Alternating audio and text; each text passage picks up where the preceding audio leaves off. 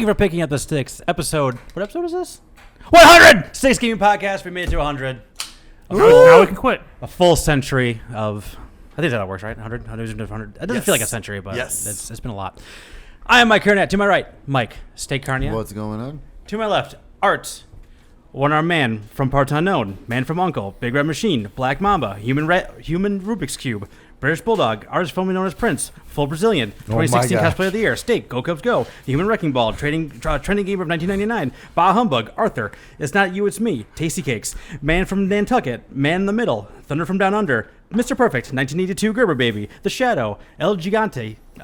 It's all pink on the inside. He'll put the boom boom in your zoom zoom. Magic Pants, Mr. Kogo, Mouth from the South, red hair, no care, 37 in a row.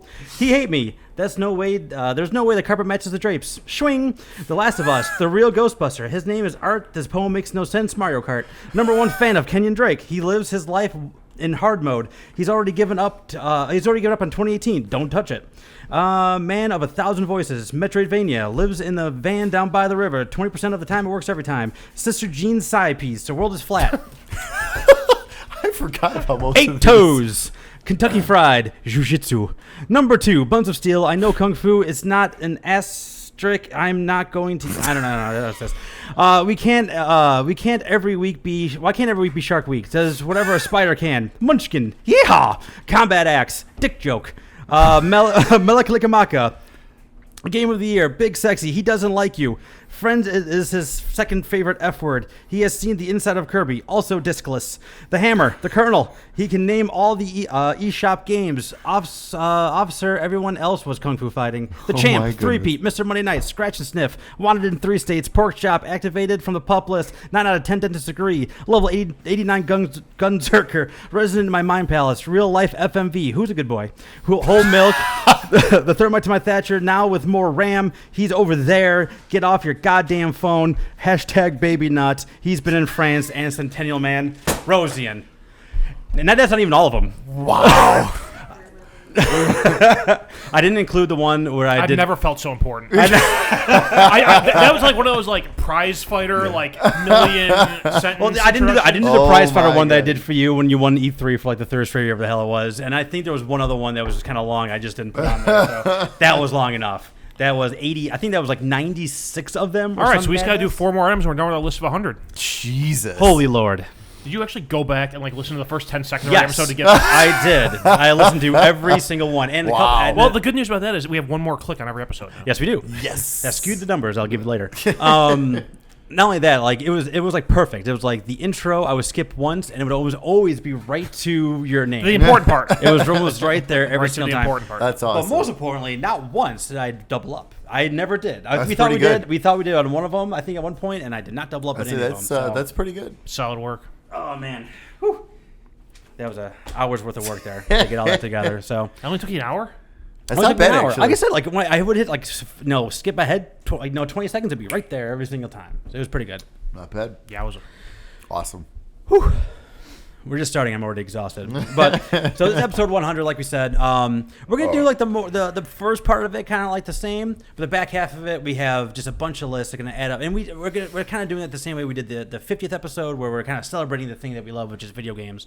We're doing it in just like a bunch of just lists we put together, whether it be people or things or games or wherever it is. So we all came up with different lists. We got some of them we worked together, and it's just gonna be us talking about, like I said, talking about the thing that all brought us here today. So first off, before we get too far into it, obviously we're gonna be thanking people a lot here today. I want to thank everyone who has watched and listened and been with us and tweeted and liked and whatever as we've been going on through this. So it's been almost 4 years now, like 4 years next month. Yeah, shit. So yeah, it's been a fun time where we have no plans of stopping. This is something we like to do every other week. So it's fun times. Yeah. Absolutely. Art's pumped. Everything Mike Art's said. barely awake.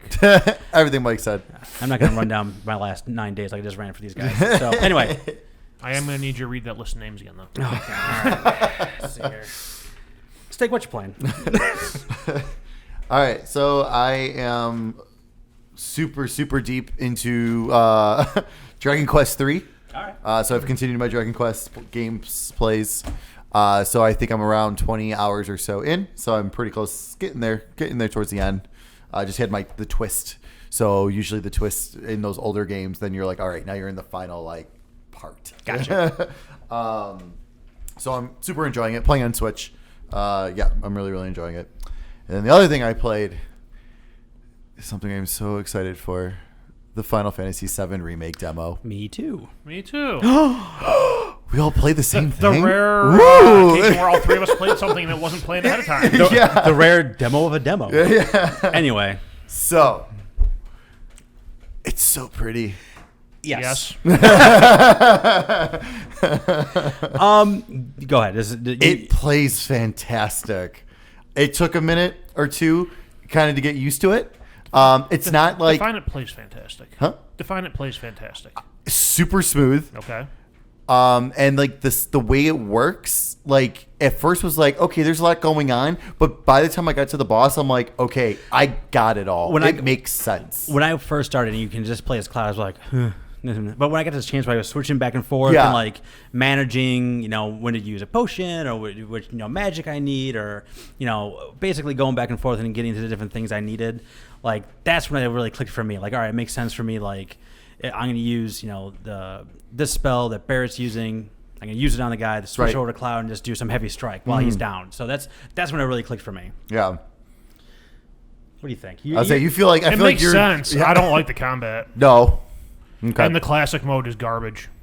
I didn't get a chance to go back and play through that. It's basically on autopilot, and you cast spells and. So you just you control the ATB when those get filled up. That's what you control, right? Yeah, yeah. Okay. So, because to me, it's like it's the same thing as like in a way, if you think about it, as Final Fantasy VII.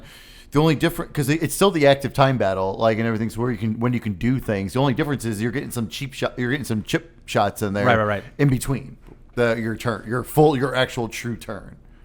I mean, you think about it that way. Part of the reasons I didn't like the combat was like, especially on the boss, but even before that, like, for me, it was not smooth or easy to switch between what I was attacking. Like, particularly on the boss, he has a shield at one point. I know what you're talking. Right. There's that little thing you need to attack to get the shield to go away. Right. And for the life of me, I was running in a circle, like strafing in a circle around this guy, trying to get my attack to lock onto that, and it would not switch over. Okay. But I would switch over, like, I'd hit the button to change characters, and then it locks on, and then I switch to the other guy, and then I'm not focused on that again. My only real gripe about it was Barrett just grated against me the entire time. Yeah. Every time he touched, I'm like, oh, stop. My biggest complaint is Mako. Yes. Oh, Mako. Have I been saying it wrong this whole No, time? no. Yeah. We're all right. They're wrong. The people who made the game are wrong. Yeah, that was a surprise. A little bit of a surprise. Yeah, I was just like, yeah, I was like, Mako. Yeah, no, I guess. I thought Barrett was super annoying. Yeah, I thought he was super annoying. I mean, I like the tangential characters a lot, like Biggs and Wedge. I like the expanding on those guys. They gave those three a hell of a lot more personality than they ever had in the original. Did you guys recognize who Wedge was? Yes, I did. Badger. Yeah. From Breaking Bad. No. The voice. Mm. Oh, did you watch Breaking Bad? I watched the first season, and that was years ago. All right, I thought that was awesome. I didn't know that. I was like, oh, that's pretty sweet. Yeah, he's totally like, I'm like, that's Badger. Like, like Wedge is the same character almost. I feel like. But yeah, I mean, it's one of those, like, I enjoy my time with it. I'm not going to play it for all the reasons I spoke here before. I know you put up a thing like, no one believes that, anyone who said they're not going to play it. I'm not playing this game. I'm not. I'm going to spend $180 on a game because I'll play at least the first part of it. I mean, it's real easy. I'm going to jump in there and give it a shot. And if the combat bothers me as much as I didn't enjoy it in this demo, then I'm going to trade it in within a week and get most of my money back. Man, I'm going for the platinum. Ah! I can say that right now. Can you get 3 platinums on one game? I'm going for the platinum. But yeah, no, it just Mike, they're 3 individual games. Yeah. They're 3 full game-length games. Hey, I mean, if the way this demo was, if every game is 30 to 40 hours and like this, I am so in. I don't care. I am so in. I agree with you in the naming convention. The naming convention needs to be different. I don't disagree with you on that at all. I do not understand at all how Square Enix in. does not see a problem with the way they're marketing this game. I don't disagree. I mean, obviously this should be a different name, and not just straight up remake without some kind of other subtitle to it. And they keep showing like Red, who's not even playable. You can't even play him. You can't even play him in this game. He's going to show up, and he's going to be an not playable character. Even though you can play him in the original version Right. at that time. But they're saying like you get them so late in that section of the game Yeah. that you couldn't Because like you get them build right up to do before anything. you get out of mid. You base, right. You base, right. It's right. It's pretty much right there. Because actually, because I think you could take control of ride right away if you wanted to at that part. But with the way they're working here, so I'm like, I get it. Like, so I get why. But yeah, I'm just kind of curious to see how they're going to expand on Midgard and how they're going to do everything and how long is this game actually going to be and everything. So I mean, I'm still, in terms of that, of course, still skeptical about that stuff. I mean, I'm still going to play the hell out of this, and I'm super excited for it, and that made me even more excited for it. But yeah, and I see a lot of people complaining about how hard it was, but it was I didn't think it was that hard. Like I thought it was just like, okay, instead of, because then, so as soon as after I finished playing the demo, I actually loaded up the original on my PS4 and redid that whole part. Okay, again. yeah. Took me 10 minutes. Yeah. And Scorpion was super easy. Right. But it's like, but the way they're doing it, it's like, okay, but it's like, it's not like, I never felt like it was a chore beating him in a way. Like, I get it. Like, I did. like, and that's fine. Because The targeting was a little. I initially the had some issues with was targeting, and then wonky, I got it. and, Like, so you have the dodge and parry aspects, but when he's launching barrages of missiles at you, there's no place to go for cover. And you might dodge the first one, but the next 6 are going to hit you. Yeah, and I was just rolling like a fool. oh yeah, pretty much. Yeah. And So I was like just diving across the map until the rocket stopped. And I was Yeah. still getting hit by him. go watch someone did a speed run of that boss battle. 2 minutes and like 15 seconds they beat it in. It's insane because the way they did it, I'm like, that makes a ton of sense. Like, I don't know why I never thought of playing it that way, but then it's like one of those. It's like one of those things where I played the demo twice. Yeah. The second time, the first time I used about 17 potions during that boss battle. I'd say roughly. The next time probably like 10. So like it was one of those where it's like, okay, I got like the strategic thing. I was like, okay, now I kind of know better how to handle this. And then also, like I said, the combat, it took a little while, and then I started grasping it better. And then also, like, yeah, my first playthrough, I was having a little troubles with the targeting to get that one Right. spot to get the shield down. But then the second time, I didn't have that much of an issue. I don't know if maybe I just got it, like, you know what I mean? Like, I figured it out or something. Like, it was one of those kind of things, maybe. Yeah. I don't know. But I'm excited. Did they talk about random encounters at all? Like, how am I supposed to like grind in this game if you don't have random encounters? I don't know. Okay, We don't know anything. There's a lot we don't know. fair enough. And all I know is just like from I mean- like everyone's previews though, that like, because I guess like a whole bunch of the Yeah. networks got to play like 4 hours of this. Okay. I got like the first 4 hours, and everyone just says it works and it's great. Like that's all they were saying. Like and there's a bunch of side quests that pop up. So that's kind of where your grinding, I guess, comes in and stuff. So, but I don't know. Yeah, because before when you're running around like certain I'm areas, just gonna stand shit here. pops up. Yeah, I'm just gonna stand here because I'm trying to get this last. I'm trying to level up 1 or 2 more times for whatever. Right. I need to get beat up a little bit to get my limit break ready for the boss. Exactly. Right. Anyway, But no, I'm excited. Thought it was cool.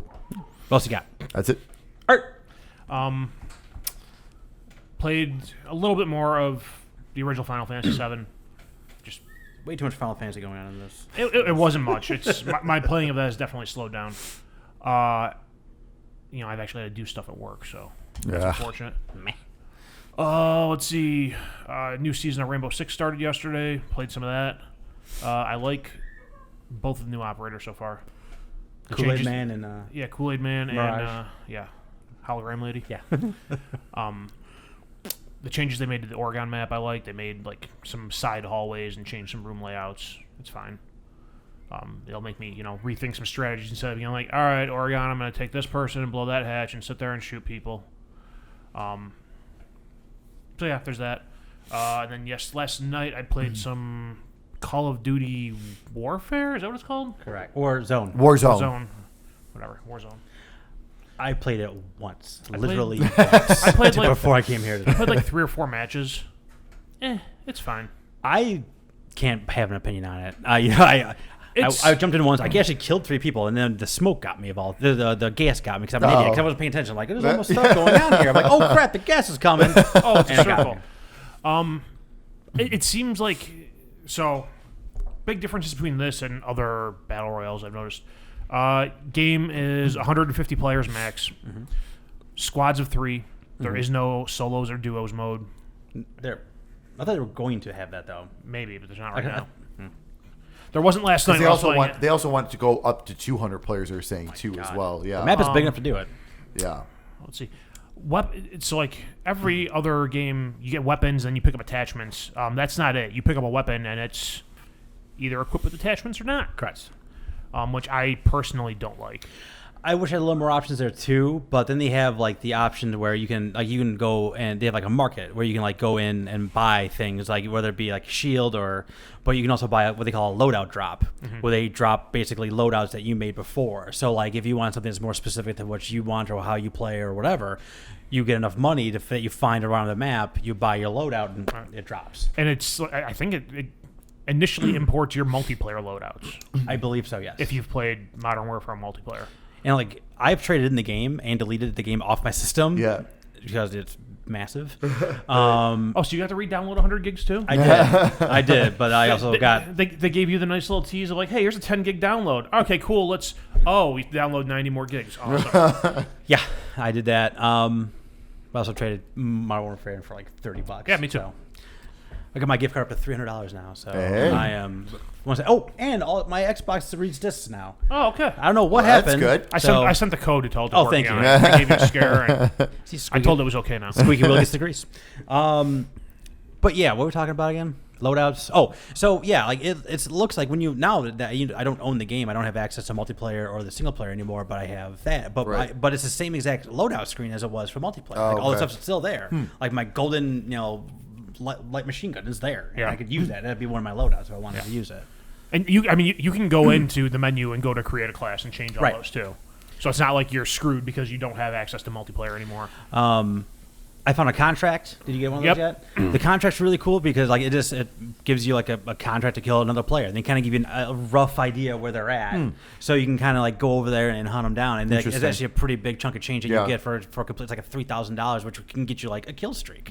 And like you have kill streaks now in these things too. I didn't see if I'm activated. I didn't activate any of it myself. I haven't either. No.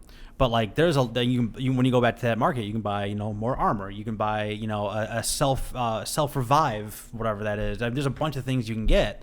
So like $3,000 goes a long way. So like that's just one more little wrinkle they put in there. If you have $6,000, you can buy one of your teammates back. Correct. If they die.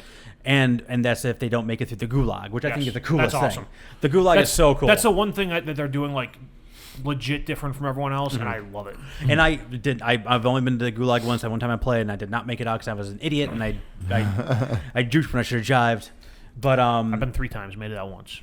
but So you go there, and they start you off with you and one other person. It's a one-on-one battle. It's a really small area, and it's like a capture the flag mode. it's the same map as the gulag map from what was that 2-on-2 mode in Modern Warfare? I don't know. Gunfight, I think is what Sure, it's called. sounds right. It's the same map they had in there. So you have people up top that are actual people that are watching, like waiting for their turn to do like the one-on-one battle. And like if I'm waiting up top and Art's in the gulag, I can like point out the guy Right. for him so he knows. I can Okay. throw rocks. Okay. Okay. You can throw. I didn't know the throwing rocks. You can throw. I saw a Nice. video today of someone throwing a rock and hit a C4 pack and blew up the C4, and his buddy won. It revived his buddy. Okay. Nice. So like there's that's super neat. That's totally unique. They're taking a little bit of I've been playing a lot of Apex lately too because I don't know why because I was and this feels like a lot of stuff I loved about Apex are doing here. The ping system is in this one. I wish it was on a different button. I might be able to change it. I don't know. I played it once. Yeah. But like I'm moving around. Like I liked in Apex it was like R1 or L1. I forget what it was. So I can like move around both the sticks and do that. And this it's the up directional pad button. So I was like it's a little clunky. So I can't really move and ping at the same time. And Fortnite, could you die like in your drop? Like if you dropped in the wrong spot, like or I on would top of assume a so. building or something? Because like I saw a video like today on Twitter of someone they were dropping in the Call of Duty one, and like they hit the edge of like this castle and just died instantly, I can see like that. on the drop. Well, Like, the drop's completely different too. Yeah, the drop's different. Like you could drop and not deploy your chute, Okay. or you can drop, deploy Well, your so- chute, cut your parachute, and Okay. redeploy it. But you could also not deploy your parachute after the Okay. initial drop and smack into the ground and die. Gotcha. And every battle royale game, they put you in like a staging area where like everything's loaded up, Right. and whatever it is. And this one, you can actually kill people. Like it's. I saw another video where someone was flying down and they were shooting the guy in front of them, and they saw it coming down. I flew down. I don't know. Someone got in a helicopter and they chopped me to bits. Yeah.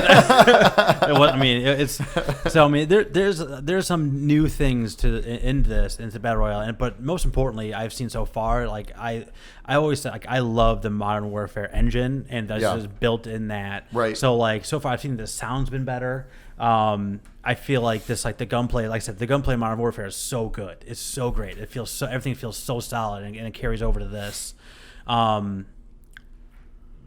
Again, I played once, so I'm going to keep saying that, and so take everything with a grain of salt. Both for the good and the bad. This doesn't feel like Blackout, in that you don't have to pour every bullet you have into someone to actually kill them. 100%.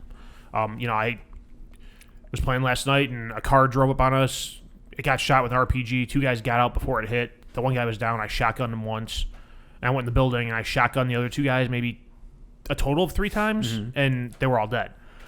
So yeah, I had one where 2 of my kills came like back to back because I picked up that contract. I was in the area where the guy was, and I found his 2 buddies, and I came back around behind him with my light machine gun and put them both down before they even turned around, and then I pulled the shotgun and they were both out. You know what I mean? So there's something again, I don't know. There's, like you said, I think that there's a lot to like, but I can't put a verdict on this thing yet. I mean, I'll play more of it. I don't know. This isn't gonna. I don't see this at all becoming my primary game that I play. It's a new season of Well, Siege. yeah. Oh, Yeah. we got more Siege.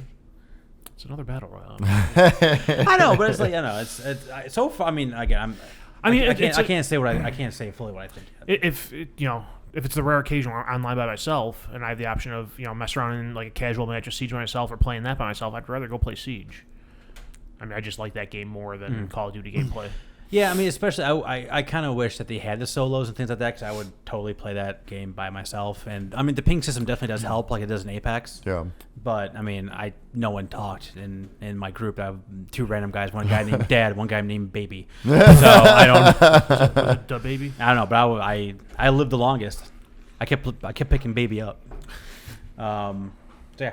The one thing I noticed, not one thing, but No, another thing I noticed, and granted, I haven't seen even remotely close to all of the map in that game mode, but there's not as much like grassy area where you think you're high. So you got that problem. You think you're fully covered, and it turns out the other person has like low resolution mode on, and you're just laying on like ground. Yeah, it feels a lot like a Battlefield map so far to me. Whereas like you have the different levels. You got a lot of buildings, a ton of buildings. RPGs will actually kill a person if they're standing. That would be nice. It does. Trust me. I ate one like right in the chest. Wait, at least it took you to the gulag, so you're fine. Yeah, took me to gulag, and then I shotgunned the guy to death. And then I decided I was going to go down swinging.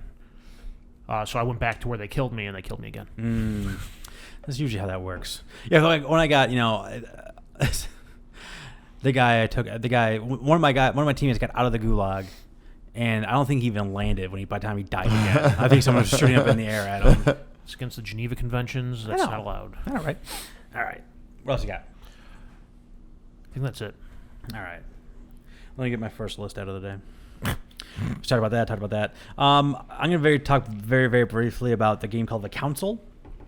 I played that. It's episodic.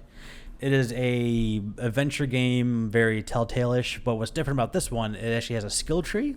So like as I'm gaining skills, I'm getting more options for dialogue and things I can do and not do. Like I went with the more like you get 3 like primary ones to begin with. I went with like a more detective as opposed to like a shyster guy. And like I came up to a gate that was locked. If I went with the shyster guy, I could pick the lock, but since I didn't have that ability, I couldn't do it, so I couldn't get in there. So I missed whatever's in there. It's interesting. It's new. It's again just started out. It's interesting so far. It's just kind of a quirky twist on that genre. I played all the way through Man of Medan. I just kind of played it out of nowhere. It's almost really good. Yeah. The story is the story elements I still liked, but it's super clunky. Like the controls are super clunky. Which is so surprising. it just didn't have that Sony back, I Sony guess back, maybe that's what it is because whatever it Until was. Dawn the controls are so It was good. great. Yeah, and like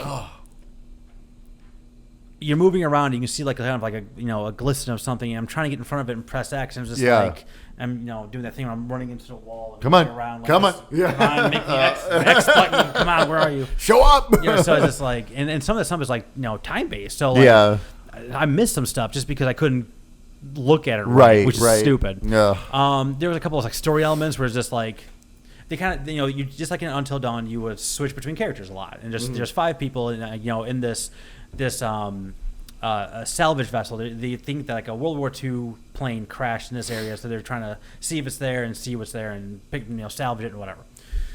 They get pirates come along, steal them, and then they have coming across a World War II, basically like a ghost ship, and that's where the majority of the game happens. Is on this ghost ship. So you're switching between the 5 characters that are out there, on the boat, and they have different. Based on like your conversations and actions, like you get different traits and personality quirks that move up or down. So it's kind of the same thing. Like if I didn't work up my leadership ability, there's some things I can't do or can't say or whatever. Okay. So I miss out on those things, and it changes the way it all works around. It does some really cool horror things where just like you go from room to room, and all of a sudden like you'll just see like it won't be like a jump scare, but all of a sudden you see like a flash of something in the room. You're like, did I see that? Like. I don't know if I saw that or not. And you go back, it's not there. Yeah. There's a lot of jump scare though. Oh, like, I'm sure. Yeah. Like too much. Okay. Like it's not Okay. the atmosphere and like the other things they did some of the really smart things I think that horror like movies do, where it's just like in the seams and the corners like things are kind of happening, Sure. and world building and reading things and kind of putting you back in the setting. But like the jump scare stuff is like just kind of a lot of it's just stupid. Yeah. Like it's like there's a fish in there really. Like come on. But like when you could jump back and forth, like when you see a story element, like all of a sudden, like I'm character A, and then character B comes in, and then and then later I'm seeing how character B got there. Okay.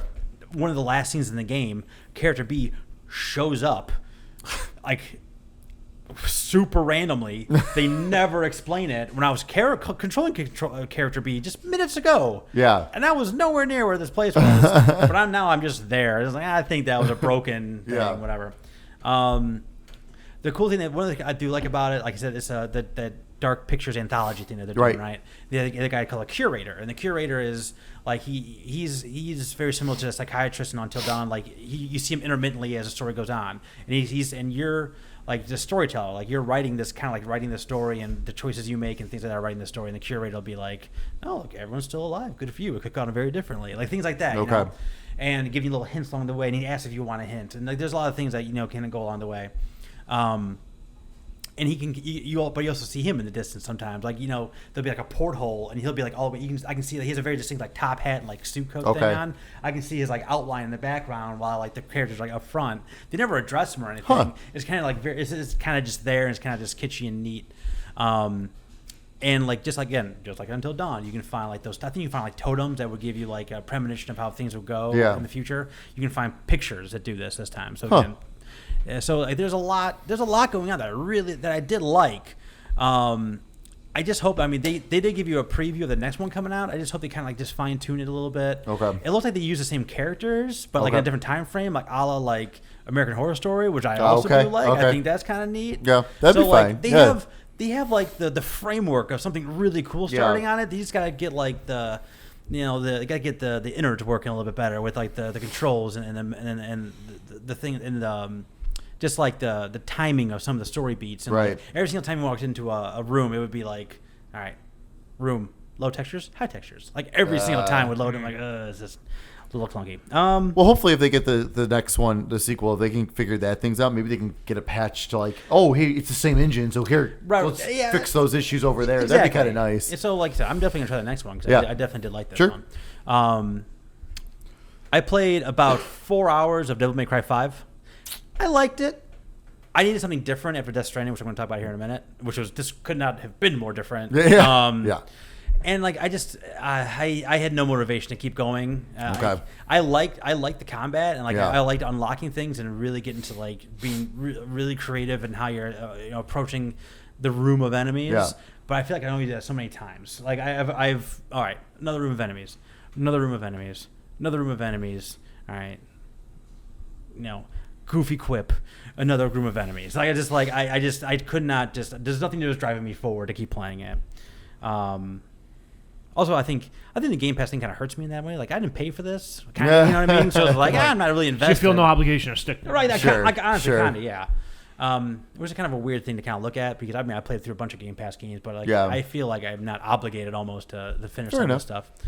Okay, so I did finish. I got to the ending of Death Stranding, and I think I figured out what It took me to the. Okay, I'm not gonna ruin anything because I don't want to ruin anything. But I'm going to try to talk as vague as possible because it's the only way I can explain why I like this game. So at the end of the game, you're doing this final journey, and you got to deliver one specific package, and it's just that timefall is just pouring. So like the timefall makes time speed up for anything it touches. So you have a container. Your container has like basically a damage meter on it, and then the thing inside the container has a damage meter on it. So like once a container, like so much time falls hits the container, that goes away and it starts damaging the item. And it's pouring rain, and I keep getting stopped. I'm like, oh my god, I'm not gonna make it. I got one more thing to do, and I want to do this all over again. I get past the first obstacle. I find they have these timefall shelters that people can make. And when they do that, they have container spray come out. So like, all right, cool. I'm back to 100% on container spray. Or the container's back to 100%. The stuff's a little bit damaged inside, but it's okay. I'm going to make it. I go to the next one, second interruption. I'm like, fuck. Now I'm trying to get past all that. It's getting crazy. I'm like low on everything I need. I'm low on ammo. I'm low on shoes. I'm low on everything. I'm just trying to get this done. I get past that, and I look in my inventory. Container's already gone. It's chipping away at the item. I'm like, oh god, I'm not gonna make this. I find a mailbox, like one of those, like not the post boxes that they have. Like again, this is a user generated thing that someone put in. I was like, oh god, please have container repair spray in there, which is like you gotta put me back to up in there. There was one in there. In the share box. Someone had one in there. I'm like, oh my god. I cannot believe this. I do not know who you are, but I love you. So many likes were given to that mailbox. So get the container spray. That gets me to like 89%. Right. So I got 89%. I'm like in the 30s on the package. I'm like, all right, still good. Good, right. I just gotta get it there. I'm not looking for an S ranking. I just gotta get it there. Yeah. The third interruption happens, and I had to fight this thing. It's like the final boss of the game, so I fight this thing. Yeah. And after I beat it, the timefall stops. Like, that was causing it, kind of. Just freaking me out. Are we working? Are we fine? Are we good? Yeah. If not, I'm going home. No, we're fine. Something just popped up. No, I didn't. I'm already stressed from like before. talking You're about fine. my You're good. You're good. my journey here. Keep going. So I get that last one done. Timefall stops. Sunshine and all good. I check my container. Container's completely gone. My item is at 99% damaged. I had 1% left. Jesus. And I know there's like a plan thing where it can't be whatever it was. I was like, yeah. Oh my god. And like the final boss like dropped a bunch of things, and I was just like, I'm gonna trip and I'm gonna fall, and the last 1% is gonna be gone. And I just hunkered down and just slowly walked the last like bit to get to the last place I needed to go to. And I got there and I made it, and then there's like 2 hours of video at the end of it. That sounds about right. Yeah. And it was just like, and I equated it to like, when you go to work out and you see, and you're like, all right, I'm gonna do 10 miles on the bike today. And you get to mile 3, and it's like, I am an idiot. I'm not going to make it. What was I thinking? And then, like, the right song comes on or something, and kind of keeps you going again. And, like, I get to 8, I'm like, I can do 2 more. I can just do the last 2 more. And you get those last 2 more, and it's like that rush that, like, oh, I fucking right, I did that. And, like, I planned for it right. And at the end, I got some random good things happening. It was just, like, all the right brain juices flowing. And that's why I like that game. Because I took that journey as, like, all right, I'm going to take the east bank around the side. I'm gonna meet up with all those roads I made. I can get the roads as far as I can possibly go, and at that point, and then like that got me to like halfway there, and the last half of it was the journey I just told you. So it was just like, it was a mix of the planning, the executing, the holy crap, I'm not gonna make it. I can't believe that container repair spray was in that box. Like, it was just so much going on, and it's all. And again, it wasn't like the game paced it that way. Yeah. People put that stuff there like, in the right spot at the right time. It was just like, this is perfect. And that's really, I thought, the genius of the game is like, it's not a matter of pacing. It's a matter of like giving you opportunities to do things to basically kind of not only create your own story, but like it is like emergent storytelling. Like that stuff that was driving me, like that that stuff shouldn't have been there. Right. Kojima didn't put that repair spray there. Kojima didn't Right. put that timefall shelter there. Like, people did, and it just worked out as well as it possibly could have. But yeah, and oddly enough, things kind of tie up at the end. Nice. Like, things actually make sense. Hey. Which is bonkers. Good job, Kojima. You and finally that's- figured it out. You I'm not buying it. figured it out. Like, I really, there's again, I don't want to get into spoilers and things like that, but like some of the characters I grew to really, really like, even ones I didn't think I was going to. Just like all the ending sequences were super interesting and diverse too. It wasn't just like the same thing, like hammering. It was different perspectives and different environments and different ways of telling you the story. But man, I love that game, and I finished it, and you can go back in and you can like do more missions and more orders. Cool. It takes like 2 weeks Sure, back. sure. I was like, I can't. I'm good. I'm good. I almost got to 60 hours on that thing. So I was at like 58, 59 hours, something like that. I was just like, oh my god, like it was such a journey. I was just like one of those things. Like I'm good. That's awesome. I didn't like it as much as God of War. I would Sure, say that, sure. But I felt like that. Like I could have gone back into the Valkyries. I finished Right. God of War, but it's just like, I got everything I wanted out of this. I'm good. I Yeah, am totally yeah. I am totally satisfied. That's awesome, man. I feel great. It was so good. It was a harrowing journey. I absolutely loved it. That's awesome. And the very end was super touching and heartwarming and gave me things I didn't know I wanted out of those characters. So like I absolutely adore that game. That's awesome, man. I'm glad to hear that. I'm just happy I figured out why I liked it more than anything else. Because last time I was like, I don't know, it's weird. I like it. I just can't figure it out. Yeah, I like delivering stuff. But I think that's it for me. Steak. Awesome. What's coming in the next couple weeks? All right, here we go. March 13th, Neo 2 for the There you go. PS4. March 17th, MLB The Show 20 for PS4. You buy it? I don't know. You gonna buy it? No. Okay. I bought one 2 years.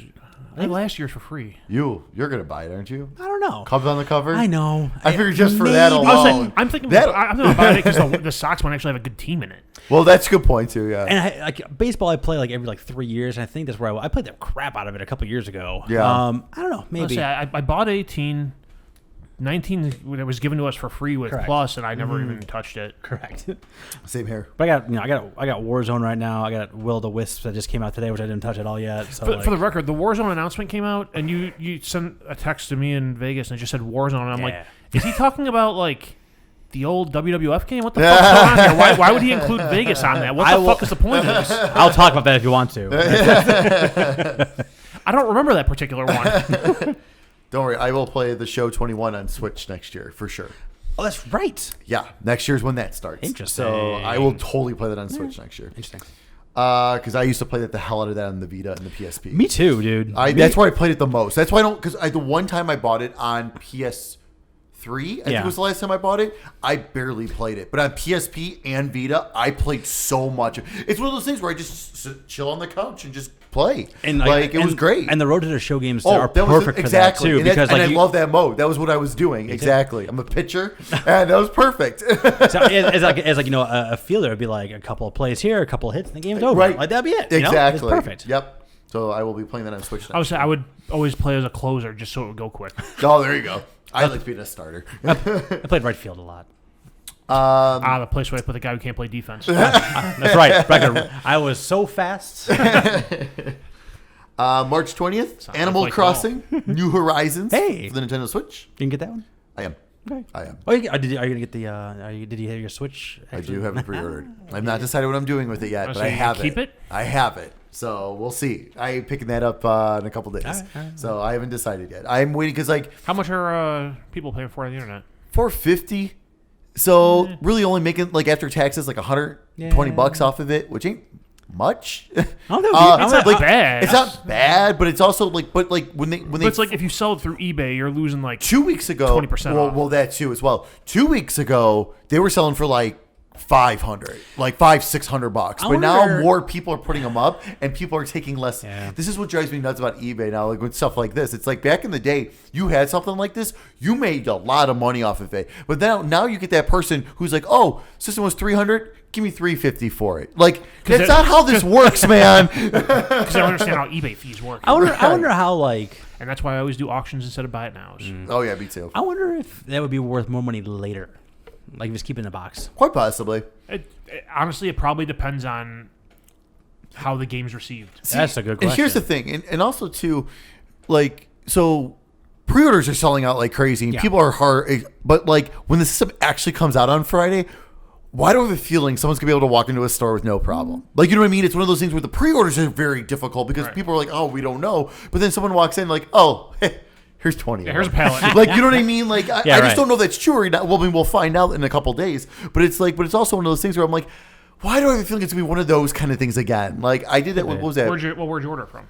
Best Buy.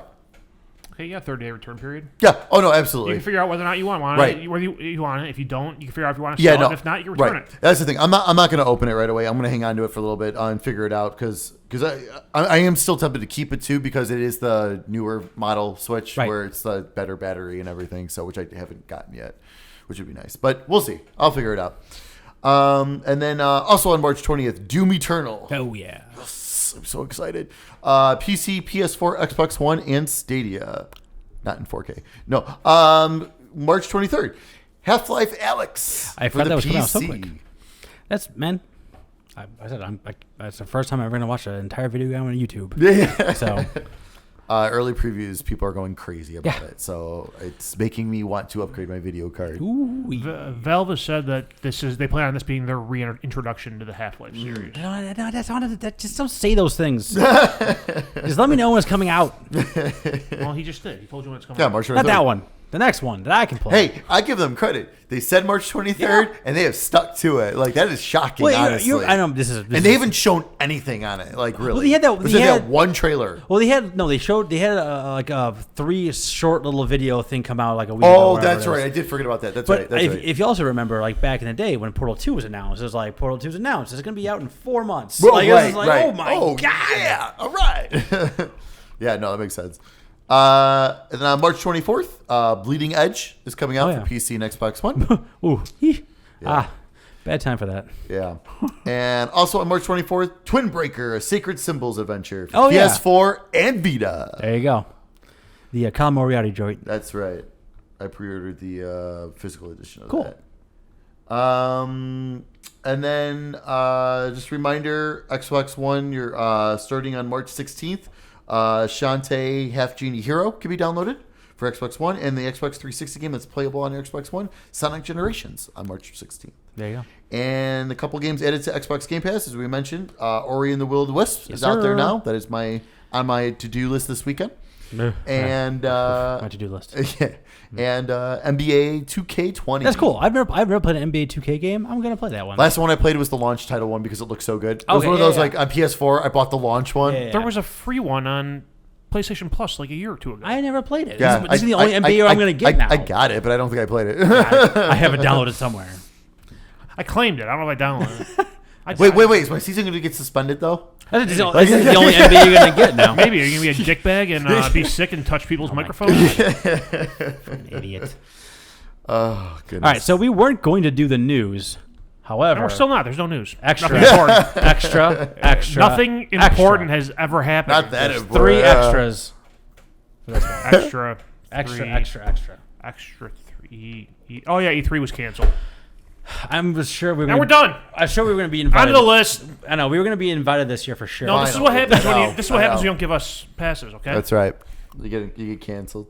I just thought, okay, before we get into the actual talking about the cancellation, can we all talk about how Devolver was the one who said it first on Twitter? Yeah. They're like, get yourself. Okay. I'm like, how? Cancel your flights. Okay. Dude, The fact that how Devolver Digital is that shit? That, I mean, like they've been sitting in the parking lot for years and be like, oh, looks like you canceled. Absolutely. Oh, it's so great. Absolutely. But Actually, at did- the same did- time, did you hear- I almost didn't take it serious though because it's Devolver. Totally. Did you hear where like the first report of this came from? So on Twitter, there's someone who's apparently a cam girl who does sessions with someone who works for the ESA. And they found out and posted it on Twitter before Devolver even did. That's pretty funny. I'm surprised Devolver did do something else with that information. Like besides just tweeting out, "Hey, start rethinking this." Like Maybe they felt it wasn't the time for a joke. maybe that's true. Yeah, That's they true. did post something today. It was just like, all kidding aside, like this sucks type of That- thing. oh, like, okay. And like, but like honestly, yeah, it's No, we talked about last time when we did like we did the predictions and they gave us some news and then. By the way, there's still a chance Devolver might be in the parking lot.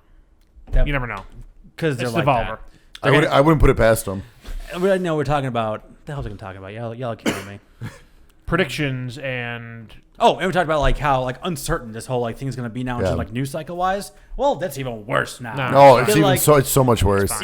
Phil Spencer said they're gonna do like the digital event thing, and Ubisoft cool. as well. Nintendo said they're gonna do something. Yep, everyone's still gonna do something. All the big companies are still gonna do either a recorded video or a live stream. I like the stage show. I do though. too. I know. I like it. What I crave most is the information that they spit out. Absolutely. In this thing. You know what? But the popping circumstances are very cool. Yeah, we would have our Keanu Reeves moment. I don't care about that. I feel like I'm in the vast You're not minority here.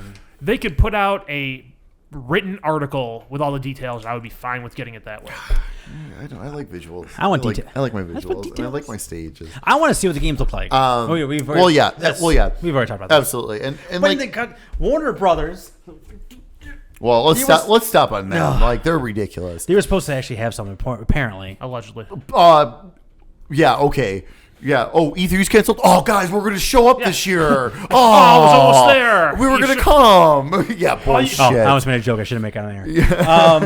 Anyway. But I'm just really surprised that they canceled it already. Like, I understand the situation going on and everything. I get it. But, and I understand it's a big event and stuff like that. But we're still 3 months away. Maybe there must have been a lot of, there's got to be obviously other behind the scenes shit that I don't know about. Right, and it's not like a vacation. It's like you show up. Sure, there's a lot of planning and things and building. Absolutely. I'm just kind of surprised it's this far in advance that they cancel. I think that's part of the reason why they did it now is because, excluding the, everyone who's going to attend, give them the courtesy to try to cancel their flights and get some money back. Sure. Right. Like GDC canceled 3 days before the event, and everyone was just boned on their flights and hotel, expenses. Yeah. These people are I don't know if it's still true or not, but the South by Southwest tickets, they're non-refundable. Yeah. What? But you said all these companies do the big stage show. I'm pretty sure if Microsoft, granted they're worth $1 trillion, or they were before the stock market went in the tanker this week. God. They're going to be pretty pissed if you notify them a week out and be like, hey, we're canceling. And they're like, we're already committed to this giant stage show. It's going to cost us $500,000 to put up. Sure. And what you said there, I think there's going to be ultimately what will kill E3 when all these companies are doing this digital thing now, saving all this money on that the booth space and celebrity appearance money and all this other stuff. So they're gonna still release their game. They're still gonna show people the details. They're still gonna show people screenshots and videos. And we all have access to 4K in some way, shape, or right. No, for sure. I think that now that all these game companies are gonna see we don't need to go to this thing anymore. I think that's gonna be it. Yeah, it's unfortunate though. At the same time, I get it. It's a bad way. I fully get it. I fully get it. It's just like I said, like we said before. I enjoy the stage presence. I enjoy that whole thing. So, but that's all right. Gotcha. We'll see what happens. I'm curious to see what they're gonna do. I'm sure Square Enix will still do also a video digital thing too. The thing I'm most curious to see is if everyone's gonna do a gentleman's agreement, everyone do your shit at the same time you had scheduled.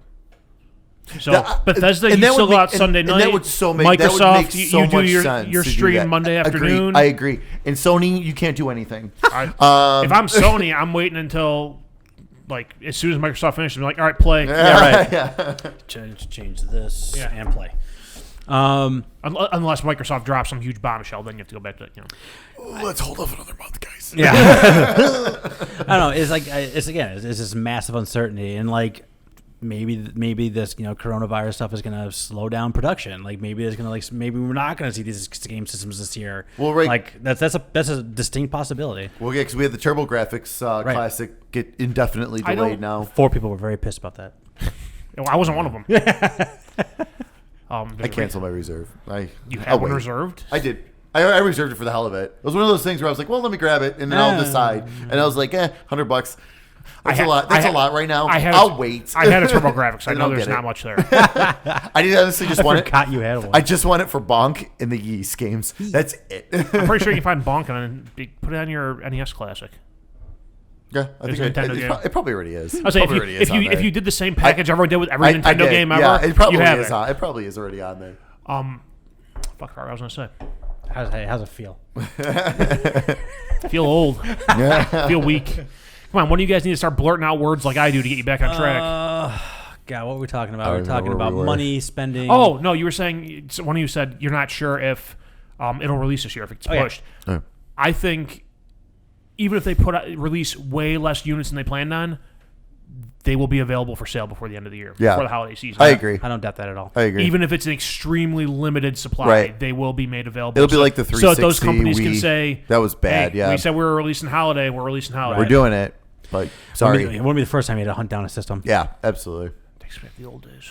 Yep. I also feel like what I'm going to do is I'm not going to pre-order it. I just want to come across one. No. That's how I'm going to do it, I think. It's like winning the jackpot. Good luck to you. Yeah, but that was my plan before all this I'll started. sell you one at a markup. Oh, no. That's the opposite of a jackpot. You get in line like everyone else. We'll see. All right, that's all the news we got. So, talking about the top of the show, we're bringing to you 100 items today in various lists that we came up with. And again, this is going to be us kind of just... we're going to be us celebrating the things we love, and kind of we got some goofy ones in here too, and just some fun ones, and kind of doing shout outs to people that we listen to or watch or or wherever it is in the industry. So who wants to go first? Who wants to do this one first? Are we doing like the collaborative ones last? Probably. Okay, that's fine. I'll do mine for my one solo list first. So I did my top 10 RPGs. As I started doing this is hard. This was way harder than I thought it was, because I was looking through stuff and I was like, oh my god, this is really hard to keep it at 10. I had a hard time getting a 10 on mine. Yeah. Oh my goodness. On both of mine, there was a very solid cutoff line where I was like, those 7 are solid. Mm-hmm. Yeah, right. I got to find a way to get 3 more in here. Yeah. Okay. Yeah. I for this one, my list started at 15, and I had to shoot down. It's like, fuck. So I'll start from the bottom. And these are in order. Okay. You did them in order. You actually ranked them? I actually ranked. This is the only one I actually ranked. Right. The other 2 is just the other one is just random stuff, random order, and then the collab is just random stuff. Yeah. So starting with number 10, Final Fantasy X. Okay. Super enjoy Final Fantasy X. I love that game to death. The gameplay mechanics of it and everything, just great. This is the first Final Fantasy I finished. Yeah. Oh, yeah. Nice. Yeah, it's so good. After that, number 9, Eternal Sonata on the Xbox 360. It has a very musical. I was in band through grade school and high school, so it has that kind of Chaplin kind of musicalness to it. I thought it was excellently done. I enjoyed that so much. Number 8, Golden Sun. For the Game Boy Advance, I remember playing that Game Boy. I was like, this is mind blowing on a Game Boy Advance. I was like, holy cow, these graphics! I got summons, and they got these awesome. Holy crap, this is amazing. That's a series I really hope still somehow finds its way back to the Nintendo Switch. Number 7, Kingdom Hearts 2. The second one was just everything about the story was excellent. The gameplay was way more refined. The platforming still was a little bit of a struggle, but not as much of a struggle as the first Kingdom Hearts game. So that kind of frustration kind of went down a little bit. And the story is just so good in that one. Number 6, Final Fantasy 15. I love Final Fantasy 15. I recently I haven't talked about it because I haven't gotten much into it, but I recently started replaying it because it's with the Xbox Game Pass. Yeah, right. I got the Royal Edition, and I'm like, well, I want to see this in my 4K X goodness. And it looks incredible. And as I'm playing it again, I'm like, oh my god, the music's so good. The game looks so good. And I love these characters, and that story, the way it concludes, is just amazing.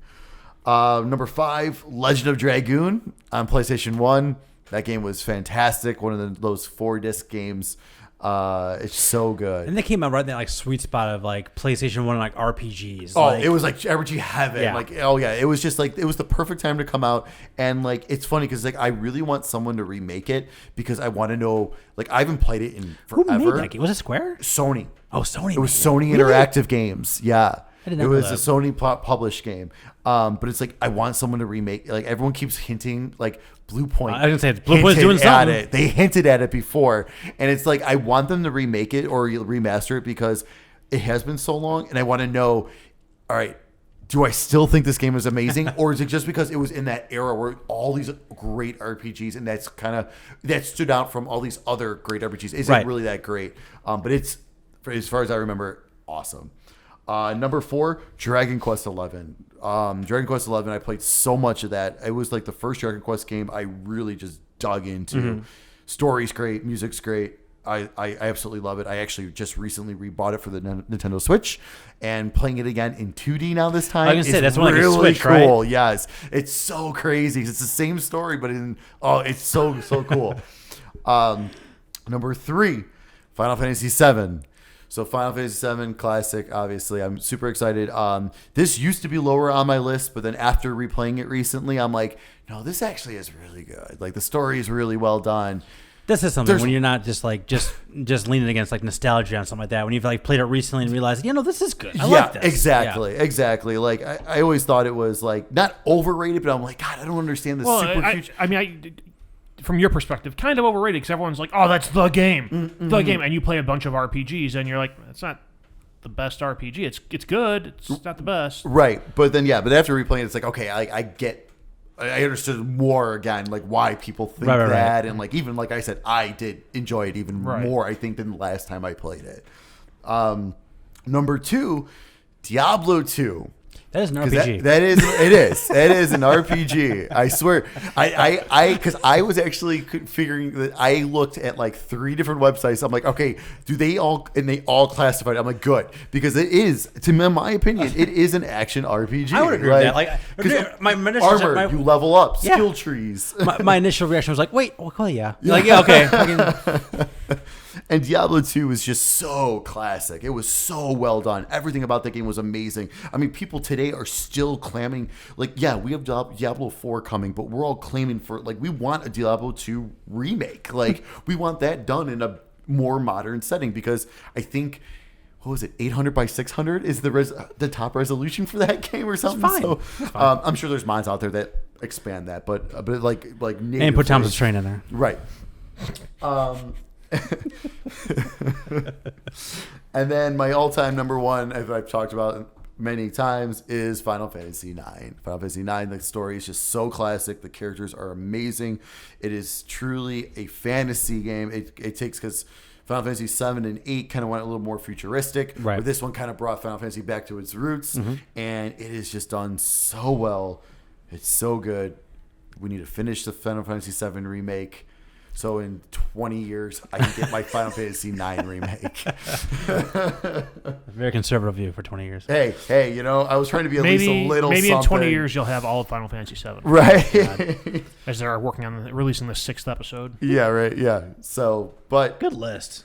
it was a good list. I mean, like I said, It sounded like you were tortured, though. it was brutal. There was a lot I cut. And like, honestly, also too, playing Dragon Quest 3 right now, I am loving 3. Like, it slowly might be sneaking into my top 10. Nice.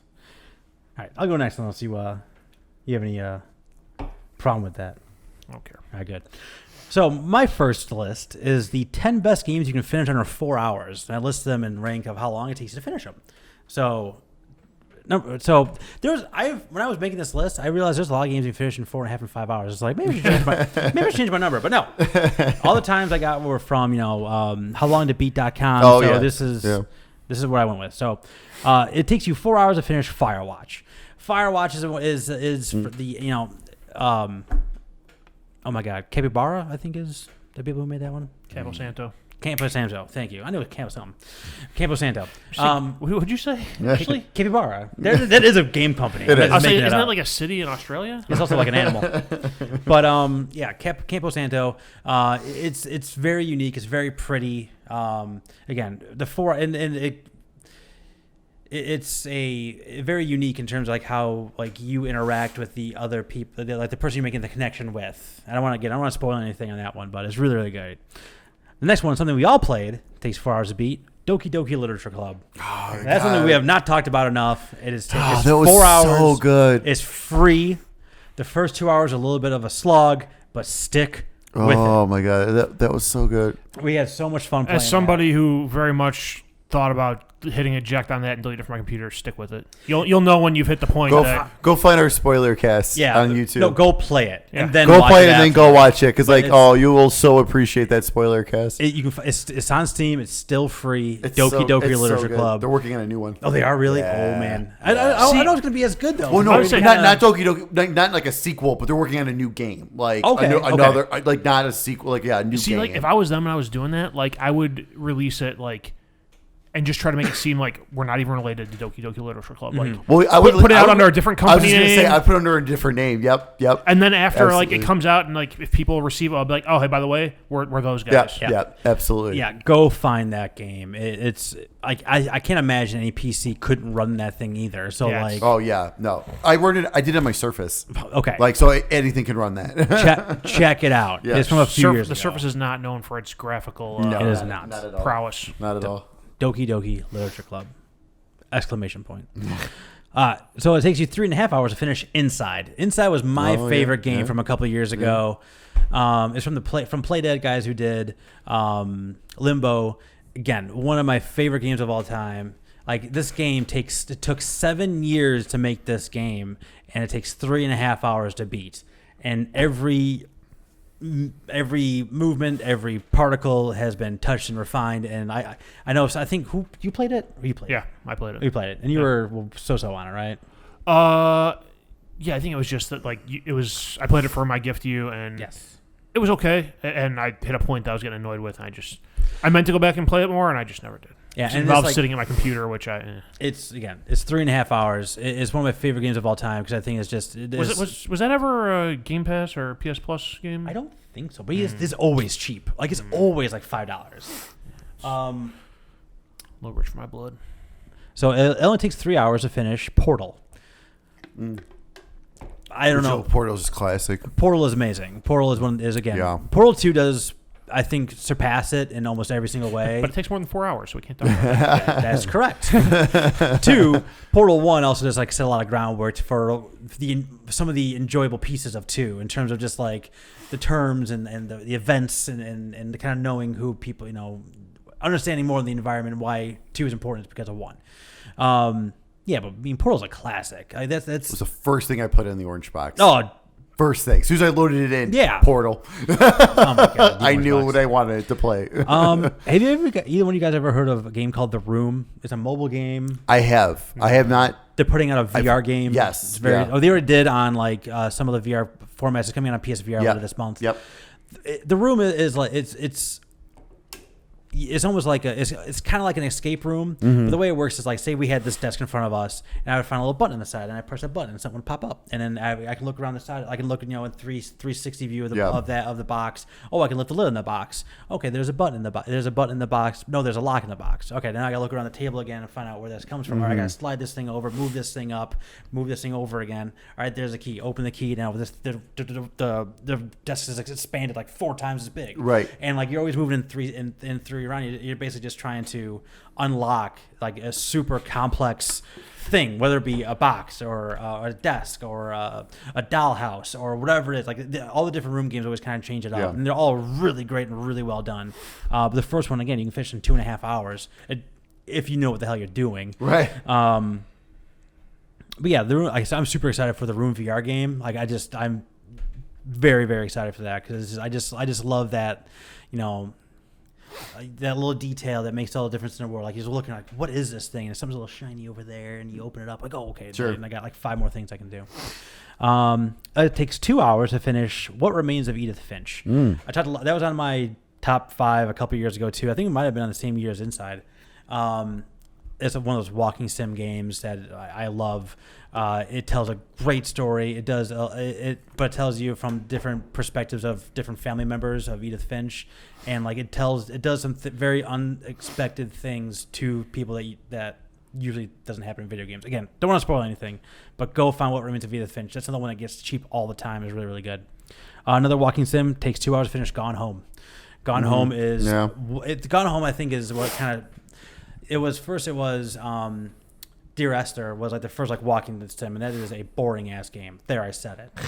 Gone Home took that gameplay and made it like something that you care about. So like I don't need to. I can very happily look around and find things and learn the story of the people in this house without. And it's all from environments and some audio files and some books and some photos and things like that.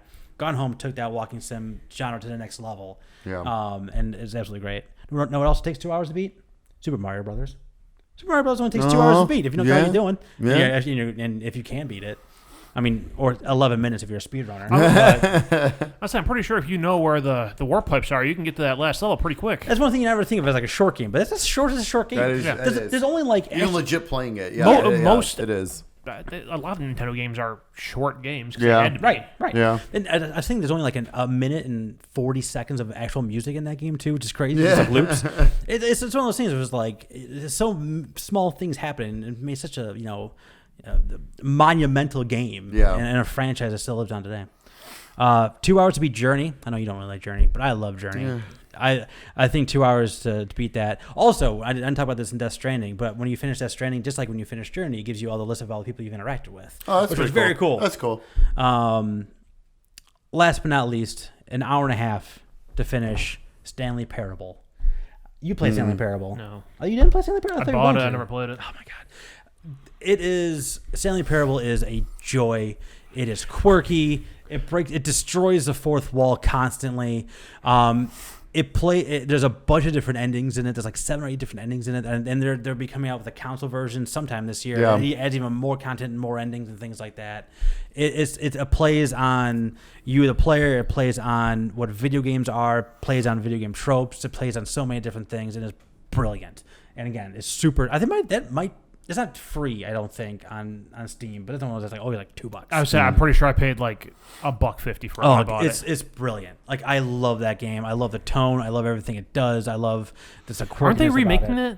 Not remaking it. They're re-releasing it on consoles. And they are adding content. They're adding more endings, and they're doing some of the stuff along the way with it. Nice. But it's just have that narrator who just like kind of an asshole, but like. Are you talking to me? Like, what's going on? It's just absolutely great. And like I said that on the list. If I could have you only play 2 games, it'd be Doki Doki Literature Club and Stanley Parable, just because those are both just brilliant for very different reasons. Yeah, nice. All right, we're up to 20 now. All right, what's the next one? You want me to do the one you guys need to have input on or not? Sure, I don't care. That's fine. What do you want? All right, so the one you guys will have input on, list of best villains or favorite villains or most memorable villains or whatever. I'll rip through the one. This is my lists are in no order. It's just a list. It's 10 things. The rest of mine are not in order. That's my only one I had in order. That was the only one. Because trying to get these into an order would have been a painful task. Oh, yeah. So for best villains, I have Handsome Jack from Borderlands 2. In a similar regard, I have Joseph Seed from Far Cry 5. I'm a big fan of like the charismatic, like villain with a personality, not just the villain that goes and burns down a town and whatever. And they're just like they're mellow but dangerous. Right. You know what I mean? Like I don't know, like how it's one of those things where it's like I don't know. It's like it's coming across like a stray dog. Like I don't know what you're gonna do, but it could be very bad. It's like you go somewhere and you see a guy. He's acting strange, but he's not really like acting out. You gotta keep an eye on him the whole time. But when they do act out, when they do act, never mind. Watch out. I got no story. Watch out. Let's see. I have Sephiroth from Final Fantasy VII. Classic.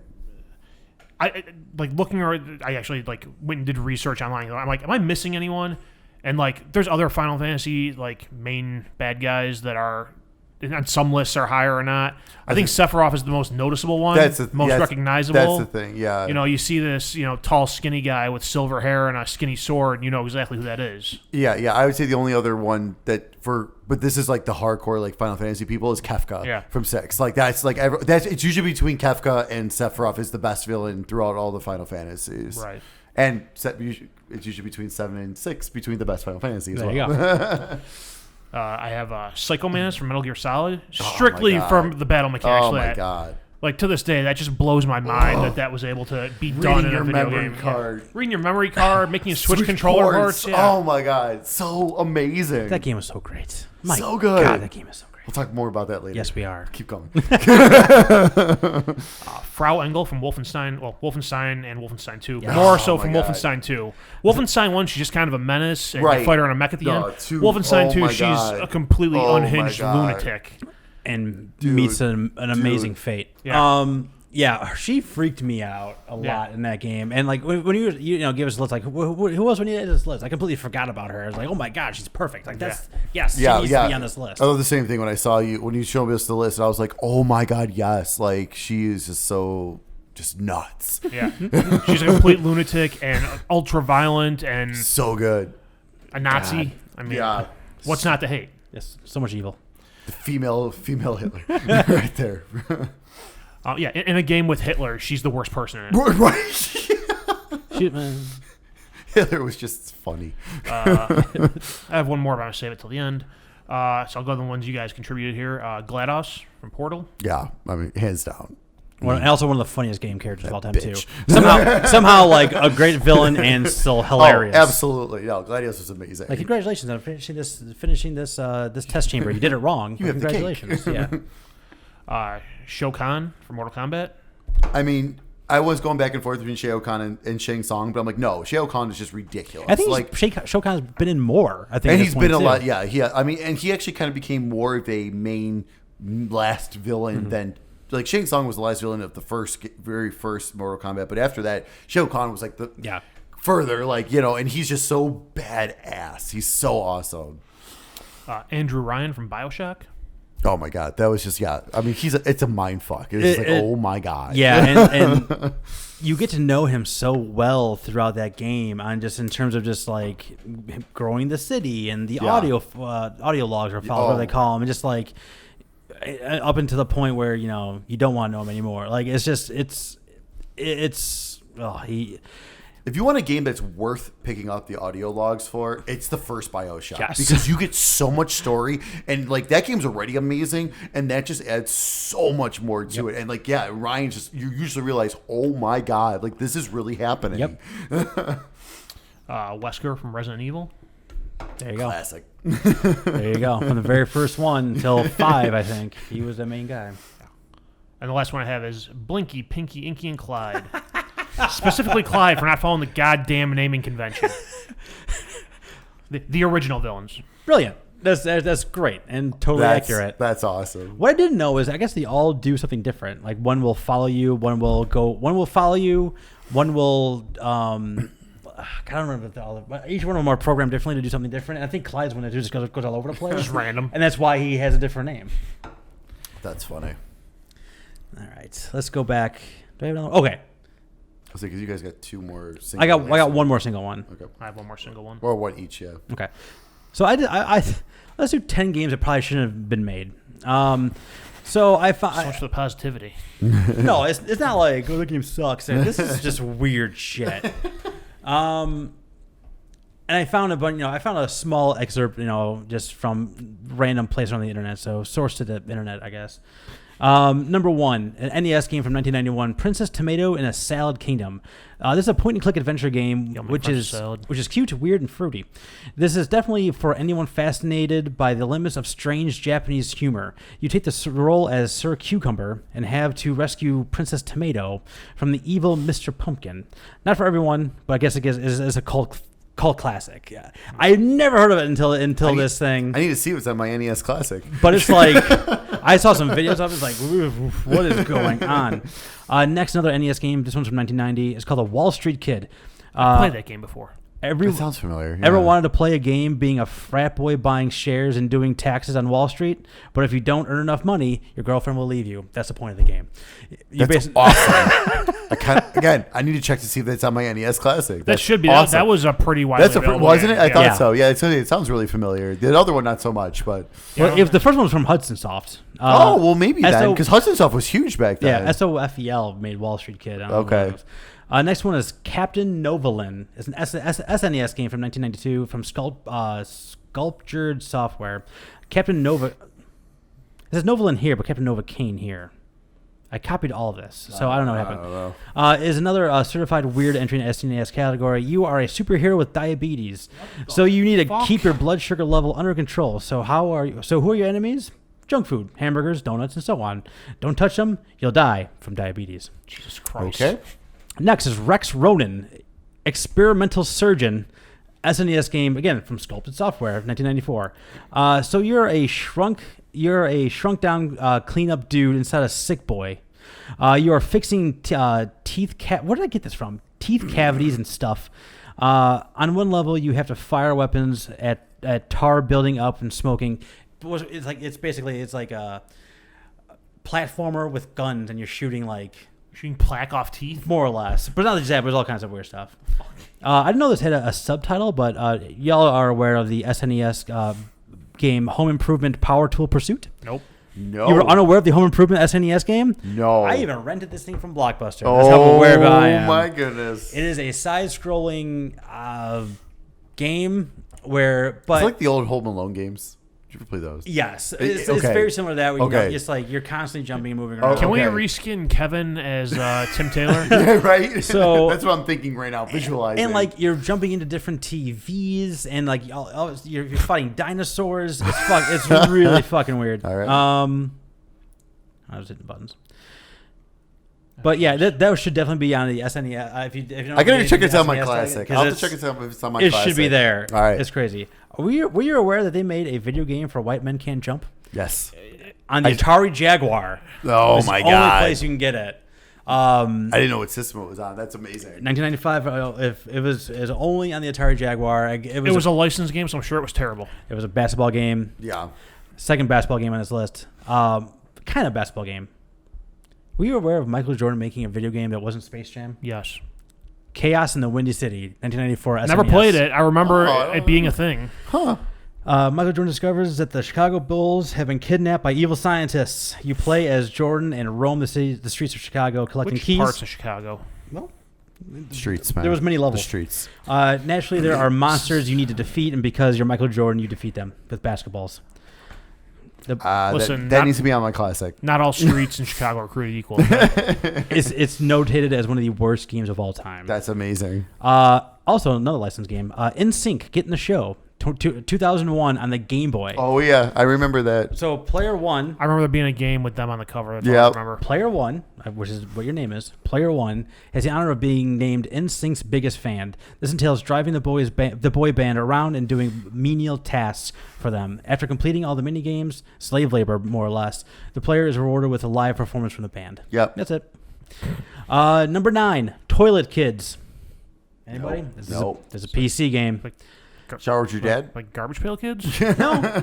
Oh, that would be awesome, actually. So kids have all sorts of fears that they hope will never become a reality. This game starts off with one of those possible fears being flushed down a toilet. Toilet Kids is a poo-filled humorous game that starts out with a kid waking up in the middle of the night to take a dump, and then gets flushed down the toilet.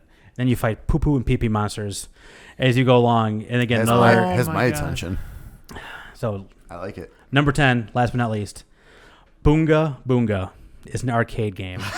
This is long. Stick with me. We've discussed fairly strange games, but this one is by far the craziest. Boonga Boonga, a.k.a. Spankum, is an arcade game with a basic goal of punishing characters by spanking them.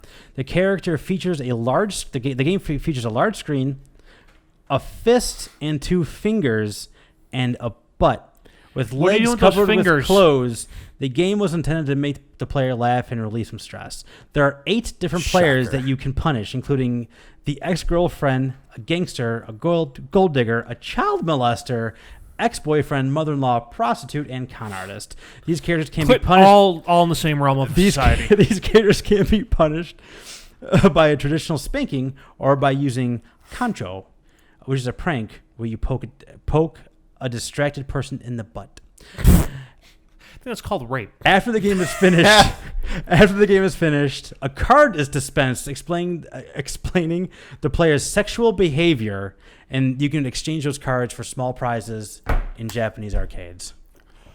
Please tell me I can go to a Japanese arcade and still play this game. I don't know, but Can we send a message to the guys that run the Galloping Ghost and ask them to get that? Yes, hands down. I need to play this game. I saw the advertising insert. The arcade games they have like advertising you send to arcade places, and that's how they get them. Yeah. Is the thing's as big as a fucking fridge? The thing's huge. Oh, I'm sure. Well, there's Just 2 giant fingers in a asses. butthole. I mean, oh my god. So that was a God. weird, wild journey that we ended in spanking. That's amazing. Yeah, spanking is the cleanest way to end that. So that's amazing. I need someone. Please give me another list. Give me something different. Let's do something different. Well, you got one I'm more up. solo, Yeah. right? We got one more solo. Okay, Do your yeah, solo, yeah. then we'll go to the other ones. Then we'll do the 20, then we'll do the 30. Yep. All right, solo list here. Top 10 virtual athletes. Now, to make this a little more challenging, I excluded cover athletes and title athletes. That's hard. That makes it way harder. Yeah. That's a lot harder. Well, I would say, like you mentioned, Ken Griffey Jr. baseball. He was a monster in every one of those games. Right. It's too easy. Right. Yep. No, I it just makes go, sense. all right, who's on the cover of Madden every year? That guy. Right. Yeah. No, All it right, makes all right, sense. all right. All right, so I guess I'll go with the more well-known ones first. I got a couple of that. Couple Dusty Diamond ones. I have one. I knew it. I was not going to be able to list athletes without Dusty Diamond. Okay, I think that's why you were making the list. no, I made the list because of Bo Jackson and Tecmo Super Bowl, Well, Yes, that makes my sense. God. Yeah. where you could run up and down the field 3 times before scoring a touchdown. yeah. Man, unstoppable. 2 more from Tecmo Super Bowl. Christian Okoye, Yes. Okay. who you could just take and just bump into every defender and send them flying. And QB Eagles, which is Randall Cunningham. But they had the license for him, who was like the only scrambling quarterback in that game. Yeah. It's not the only one. There was a couple, but he was definitely the fastest one. Oh yeah. Okay. And even though he had trash receivers, you could still dominate anyone because you just run. They just run all over everyone. Yeah. So now we got Tecmo Super Bowl out of the way. Peyton Manning, basically in any Madden game, but specifically My God. for Madden 06. Madden 06 was the year they had the passing cone. Yep. His passing cone was that the entire fucking field. Yeah. And an yeah. average quarterback had about a 30-degree cone. God, I forgot about that cone. That Thank was so God it was only 1 year. stupid. Jeremy Roenick from NHL 94. Yeah. You Dominant. You couldn't check him. Nope. If he bumped into you and you had the puck, you lost it. Yep. And he could pretty much score at will. Yep. Basically, any of the NHL games like in that style. So I think 93, Through 96. 90, yeah, I think 96-ish. He was Yeah. just a monster. You Yeah. couldn't do anything to stop. Randy Moss. I specified NFL 2K3 because he was still a monster, but he was the cover athlete of 2K up until 2K3. Right. Right. Was he Urlacher year? 2K3? Yes, Urlacher was on the cover that year. Yep. Why do I remember things like this? But it was like they still gave him the cover boy treatment, even though he had rolled off that responsibility. Yep. And he, throw a jump ball to him, and Oh yeah. He was catching he it. got everything. he was catching it. That was all the way through 2K5. I don't think they changed that. that one. The Legion of Doom from WWF my WrestleFest. Oh, I didn't even think of Oh, that. that's so good. They had, they were the bosses of tag team mode, Yep. and they had 200% health compared to everyone else in the game. Yep. Meanwhile, it was a gauntlet game mode, so you were probably coming into that match with less than 100% health. And at some point in that match, even if you were winning early on, the tide would turn and you would just get dominated. Mm-hmm. Plus, they could do the Doomsday device, which is awesome. This is awesome. Do you think they're going to be the dominant game in that Retro Mania game coming out soon? I hope so. I think they're going to be the most dominant in that game. I can't wait for that That game. game looks awesome. It looks just like the. Was it?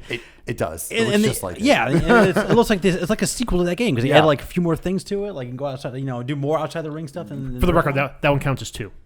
It's 2 guys. fair Well, enough. yeah. All right. That, yeah. I agree. If you wouldn't have told me, I'm not counting.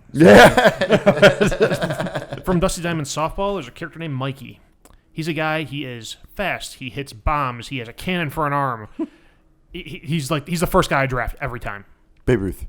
Essentially, Yeah. just black. And then the last one I have is John Dowd. Why do I know that name? John Dowd. Wait, John Dowd. Oh my God, why do I know that name? From MVP Baseball 2005, he was Barry Bonds. Yes. Oh. Oh my God. Okay. I forgot. Barry Bonds was not part of the Okay. MLBPA licensing. Yep. But EA did as EA does. Right. And they still kept a player of the same ability in the game. Yep. But instead of being Barry Bonds, who was left-handed black guy, he was John Dowd, who was a right-handed white guy. And he played like Barry Bonds would have in that time period. That's right. And he was like a shaved bear. He was huge. And he was amazing. Yeah, I totally do That's remember right. that now. I remember playing the game like, who the hell's John Dowd? MVP. Why is he so good? Who's John Dowd? Why does he have 3 home runs off me already? What the fuck? Oh my God, MVP baseball too. Oh my God, That's a throwback. Jesus. Holy Lord. All right. On to the shared list. Onto the shared list. Let's. Part of like I said, part of our love is people who bring us information and joy and things like that. So I think we want to do that one first. Yeah. All right. Yeah. The game person. Wait, oh my God. 1, 2, 3, 4, 5, 6, 7, 8, 9, 10, I'm the 11, bottom 12, 5. 13, 14, We have 15, enough. 18, I'm gonna look in the 20. middle. All right, perfect. I don't know. I'm all over the place. Read. Well, you're at the beginning. I got a couple in the middle there too. Oh, do you? Okay. There's some extra ones on there. All right. So it's like just kind of like our favorite gaming personalities, whether it be someone in the industry, whether it be someone who just tweets interesting things, someone who's doing, what we're doing here on a much higher level in terms of like podcasting and things like that. So I mean, number one is Greg Miller. I mean, he's also kind of like a local boy did good from the Chicagoland area. I think Greg Miller is like a year younger than me. And I'm fully convinced that like if somehow we cross paths in our youth, like I would have like he's exactly the same, only more successful, and I would have hated him. So he's like, oh, you're into wrestling? I was super into wrestling Right. back then. You're into video games? I love video games. You're way too loud and way too upbeat. I can't stand you. I like him as a game personality. I'm just saying, like, if he was someone I went to high school with, right. it would have been like the Sure. Bizarro art. And Yeah. I'm like, I have to kill you. So yeah, I found him right after I finished like the first episode of Walking Dead season 1, because him and Mitch Dyer would do like a one-on-one talk about what they did, and I was just like, I have no one to talk to about this because no one else is playing this game but me. Right. So I went online, I found him, and then I started following him, and then like a few years later, he's doing Kind of Funny, which is like 4 years in now, I think, something like that. I think even more than that. I think this is their 4th year. I think this was. So yeah, I mean, like, God, I've listened to him talk a ton. I read his articles, I read his reviews for years before that. So, sure. My first exposure to him was through Rooster Teeth used to do a game show called The Gauntlet. Okay. And it was like they had the first season they had like some of their employees as a team, actually 2 groups of their employees as a team, a group of like gaming personalities. And it was like Greg Miller, Adam Kovic, a couple other people, and then they had like a community team, and like he was on there and he was like playing up his like wrestling villain role, and it was like, I'm like, this is hilarious. yeah, he's very good at that. Yeah. And if you're ever like looking for something to laugh at, go find the first season of that. And there's one part where they're doing like a final elimination round, and they're playing Quake, and they're playing on PC, and listen to him ever talk. He's not a PC gamer, but he's playing against a bunch of people who are PC gamers. Mm-hmm. Yeah. And he ends up winning by just like hiding and camping the whole time. And he just like goes off on like the ultimate villain like promo. Oh, I could totally see that. Like Absolutely. I'll say, I'll see if I can find the clip and just send it to you guys with a timestamp so you can see that part of it. Yeah. But it's hilarious. That's awesome. That's really good. Next one I put up here was Ben Hansen from MinMax, 2 N's. Broke off from Game Informer earlier, I think late last year. Did their own thing. That's something I did. I'm actually the Patreon for as well. Like I love the Game Informer show, and they basically just brought that exact thing over to do what he's doing now. Is really long form podcasting. So it's like 3 hours long their episodes, but they get into like the nitty gritty of things.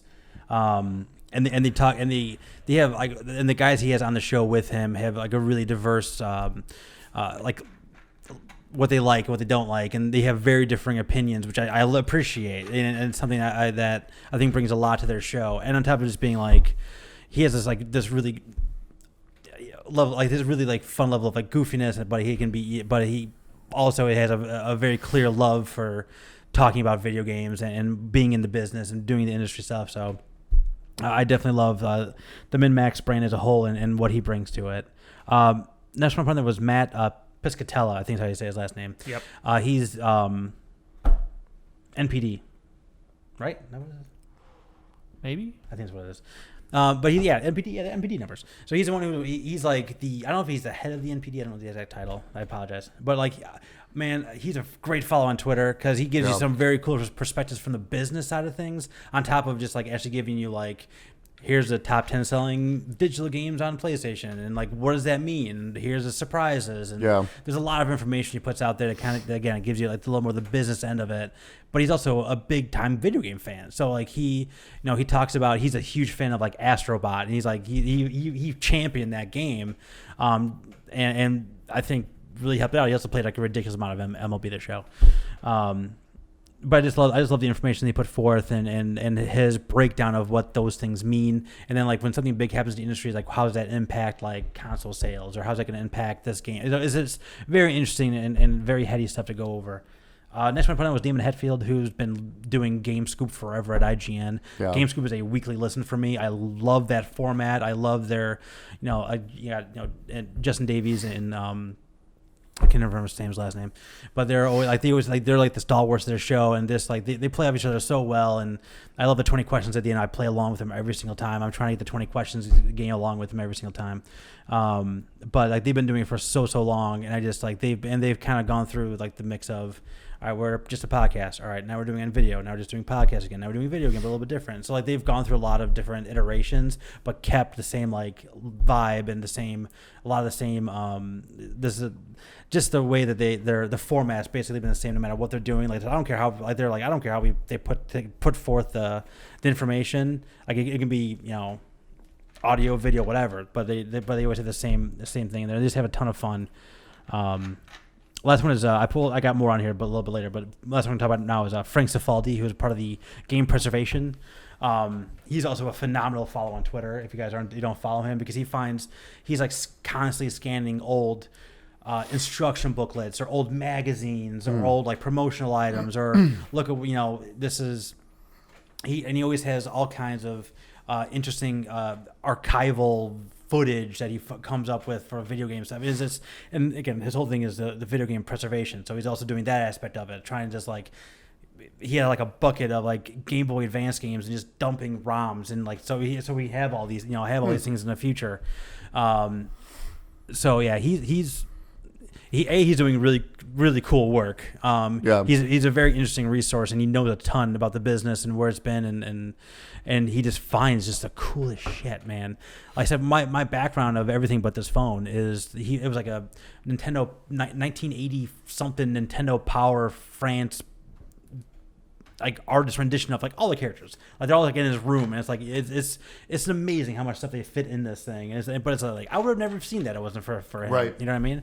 So it's just like it's just a cool way to look back in the industry and how like things were promoted. But who's got the next ones here? I do. All right. So to go off of Greg Miller, Colin Moriarty, always been a big fan of Colin. I mean, let's be honest. I mean, the Colin and Greg show was the best thing ever. It was very sad when that was gone. I don't feel like you can really talk about one without the other. Exactly. So it's like they're both great, but the two of them together it was amazing. Another level. It was exactly. I mean, separately they're still great, but yeah, I mean the Colin Gregg show was just, oh my God, just some of the stuff they get into, it was just hilarious. Mm-hmm. I remember being at work a couple of times and literally laughing out loud without even realizing I was like, oh shit, because of something that was going on between those guys. But I mean, even now, I mean, Colin got out of the gaming business for a little bit. He was going into like more of the history stuff, which I gave it a try. Wasn't for me, to be honest, but I'm kind of glad he's back in the gaming business again. Yep. I still watch a lot of his shows and listen to a lot of his podcasts, so it's great. Someone I found kind of more recently, RGT85. I have no idea who that is. So this guy covers a lot of Nintendo Switch stuff. Okay. He's also huge into wrestling. He's huge into Stevie Richards. Stevie Richards is his like favorite. In his intro video, it's him meeting Stevie Richards. That's funny. So, but no, I just like the way he does his videos. I don't know. He's very straightforward and straight to the point. Like every month he does like, hey, here's the games coming out for Switch this month and stuff. And he doesn't sugarcoat things like that as well. I mean, as you can tell with Colin and him now, it's like I kind of like that. Like, I mean, just like I don't like hey, whatever. I mean, it's his own personal show, so he has no one to talk to but himself. So hey, I'm gonna give my opinion, and I like that. After that, Metal Jesus Rocks. Metal Jesus is awesome. That whole crew is Yeah. awesome. Like everyone is great. I follow all of them on Twitter. Reggie's amazing. Him and Reggie do these pickup videos. They're like an hour long, and I sit there and watch what they bought recently. Like I don't know why it is. It's just entertaining between those two, and to hear them talk about these different games and stuff back and forth. But then also too, just like. That's how I found about Pink Gorilla. Like next time I go to Seattle, I am totally going to Pink Gorilla, like the retro store, and like I hopefully can run into Kelsey and Cody. Like that'd be amazing. Running into people, one thing I think they actually have more than one location. They do. They have two. They've got 2 locations. I mean, obviously, if you go to the other one, you're not going to see those people there. But Right. Yeah. So that would be really. Isn't awesome. there? Is there one in Texas somewhere? Oh, is there? I'm not sure. Maybe. I think they're out. I think they're both in. I think they're in Seattle though. Like I think they are located. I mean, there might have. I might be thinking of another retro game place. Okay, but I know they do live in Seattle because like they still do like shows with like Metal Jesus and stuff and all them. So someone else I found about a couple years ago, Derek Bittner from Game Explain. What got me into him is he was actually replaying every single Castlevania game. He was streaming every single one of them, so which was pretty cool. And then like but the way he talks and like he's very knowledgeable and like you could tell, and he's huge and another reason why he's huge into RPGs.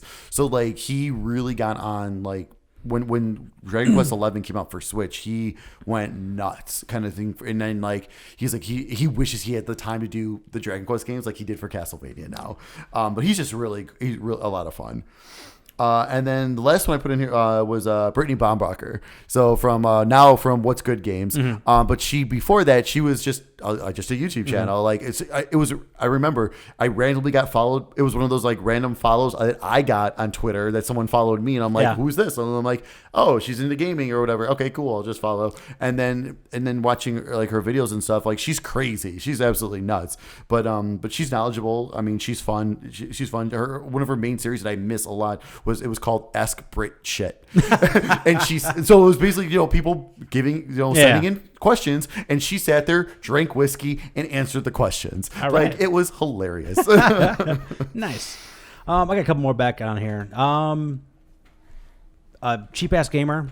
I've been on cheapassgamer.com for a long time. Their Twitter follows are great too. Oh yeah. I've gotten other rando like deals at Target from them too, just like not even video games, but just like, man, I've saved so much money and saw so many deals and be like, hey, this is like priced wrong right now. Go get it. Like all the time, man. And every day, every Sunday, every day something pops up, and like anything game related, whether it be just like, hey, these SD cards are on sale, to like, again, I remember I got the Life is Strange Before the Storm, like the deluxe edition, for like $8 because someone marked it down wrong. I saw it on this thing, followed the link, I bought it, and I had it like 4 minutes later for way cheaper than it should have been because it is what it is. I remember I got the last Lord of the Rings game, the deluxe edition from Walmart for the gold edition for $11.99. It was a digital format too. That's nuts. And it was like the week it came out, so that was normally like $100. Like that was awesome. Thank you, Cheap Ass Gamer. Dude, Cheap Ass Gamer is a must. Fantastic, absolutely. Next one, I know you guys kind of mix it up, but like Jared Petty. I love his enthusiasm. I love games I will never have had a chance to ever heard of in my life. He will talk, your ear off on things like that. But just like, just overall just enthusiasm and being in the business for so long. I do love listening to him talk, and I love when he gets really excited because it gets me excited. I think it's really cool. This is I think I'm kind of the PlayStation guy here, right? I put down Phil Spencer. Because I love that. Phil is amazing. He's so cool. He is so awesome. Between like the t-shirts thing and just like and just being like, he just come up being like, this is the thing, we're doing this, we got 40 exclusives, here we go. Like it's just like it's like business but cool business. Right, you know what I mean? Like, right. It's time to show you what's up. Even on Twitter, like he's great on Twitter too. He's very open. Like people like tweet at him. He'll respond. Like occasionally. Here's a Series X chip. Right. Like here it is. Well, I just love it. There was something, I don't remember exactly what it was. Like not that long ago, but like someone tweeted at him like, "Hey, me and my friends were talking. We thought it'd be cool if the Xbox had this feature." And he's like, you know what? That's actually a good idea. I'm gonna take it to our developers. What executive does that? Right. Exactly. And again, I don't know what he's directly responsible for, but under his watch, we've had like Game Pass, and I don't have them, but like the Series X is kind of a big deal, and also kind of is what's happening now in terms of game systems. It's not just you go from 1 to 2 to 3 to 4. You're going from this version of the Xbox to a better version of the Xbox to a better version of the Xbox to an even better version. Of the Xbox. Right. So like, you know what I mean? So I think he's obviously a brilliant dude. Like when you get him like away from like the stage and you read an interview or watch him like have like just a normal game industry talk.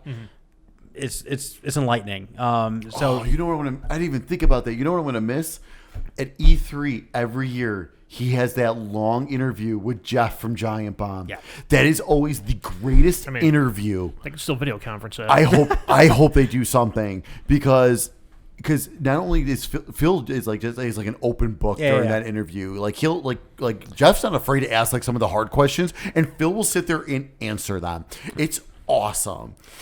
He works for a huge technology company. I'm sure they could swing something. Yeah, that'd be amazing. I hope they do something still. Yeah. So just Phil Spencer is. Where's Mr. Ryan? Is he on Twitter? God, I hope not. Next, you guys know who Lance McDonald is? I saw this. No, I have no idea. Is it an 80s wrestler? It kind of sounds beyond like that. Yeah. His Twitter handle is @manfightdragon. Yeah, I was saying wrestler. Right. But what he does is he just breaks games and gives and he'll find code buried deep within a game. Is like, here's what the final boss should have looked like, or things like that. Okay. But he also has his hacked like cameras in it, so like he'll like have free cam mode during like cutscenes of God of War, and it's like, so is he like, the one that discovered the fingers? Yep. Oh, is that him? Okay. Where I found him was he broke down PT, where he's like doing a free camera around like the very end, like when you're in Silent Hills. Oh, right. So he's like the person following you the whole time. Yeah. Okay. But he's like, so like he broke down PTs. Okay. Like this he can like this stuff that he's discovered in that, like things happening in the background or whatever. Not only that, but like, so when you get into the actual like the video of the Silent Hills at the very end of that thing, like he has a free camera in that mode. So he's done some of those things, I think, with Horizon, a ton of stuff with Bloodborne. Okay. It's man, the stuff he finds is just super interesting. Nice. And like, I find him super super interesting, but B, his a lot of his stuff gets taken on the different news feeds and like not. No credit given to him. Yeah. So I want to give him some credit in this because his stuff is amazing. Nice. Man Fight Dragon at Man Fight Dragon. Check him out. He has on his Twitter. He got YouTube and all that good stuff. Last one for me, but definitely not least. Many years ago I came across the Angry Video Game Nerd and watched so many videos. I forgot about this guy. He's got some great. Every now and then I'll go to YouTube and just start watching videos. Man. Oh my God. I mean, he would just go over to some terrible NES games, and the anarchy that would ensue. Oh my God. I'll never forget funny. The Power Glove and Top Gun. Oh my God. Yes. Yes. I landed the plane, and he does like some like inside jokes. Like if you've watched a bunch of them, you'll catch like callbacks to previous videos. Mm-hmm. He always drinking Rolling Rocks. It's just so great and so funny, and he has so much stuff. Oh, I know. He has so much stuff that and like, how do you even get access to some of these things? Like, how does he even make this stuff work? Because it's like this. It's like a weird random console with weird random controllers. Like, how do you even get this to work in your TV? And then hate it. Did you guys see the somewhat? I think actually I don't know how much recent it is now. Though when he went through all the Home Alone games with no, I did not. Oh my God! I gotta find that. What's his name? Macaulay Culkin. Macaulay Culkin is on there with him. It's incredible. When you get it tomorrow, I'm gonna go watch find it. Seriously, it is so good because those games are so terrible. And Macaulay Culkin is just hilarious throughout the whole thing too. It's great. That was kind of like his revitalization because now he's like in like everything now. Again, he has this one video, the Angry Video Game Nerd, where he has like he's wearing like the track and field pad as a cape, and he's got the super scope on, and got the eye thing going, like he's the power gloves on, obviously, like he's wearing all these NES like just paraphernalia. I gotta get caught up with this stuff. I haven't looked at him in a long time now. It's I gotta look. It brought me hours of enjoyment and hilarity. Absolutely. And it's gotta shout him out here. All right, got the last five. All right, first one I have here is Alfredo Diaz. He used to work for IGN. Used to be a pro gamer he was one of the top Titanfall players in the world. Works for Achievement Hunter now, and he streams on Twitch. He's a funny guy. He's good at games. He's just, you watch like whatever video it is. He's just like a down to earth guy. It's one of those people you see and you're like, oh, he's like us. Yeah. But really, really, really good. Yeah. But yeah, he streams first person shooters a lot, and he's really good at all of them because he's just good at mouse and keyboard first person shooters. But yeah, I enjoy watching his content, and like I said, every time you see him in anything or interact with anything, he just seems like a down to earth dude.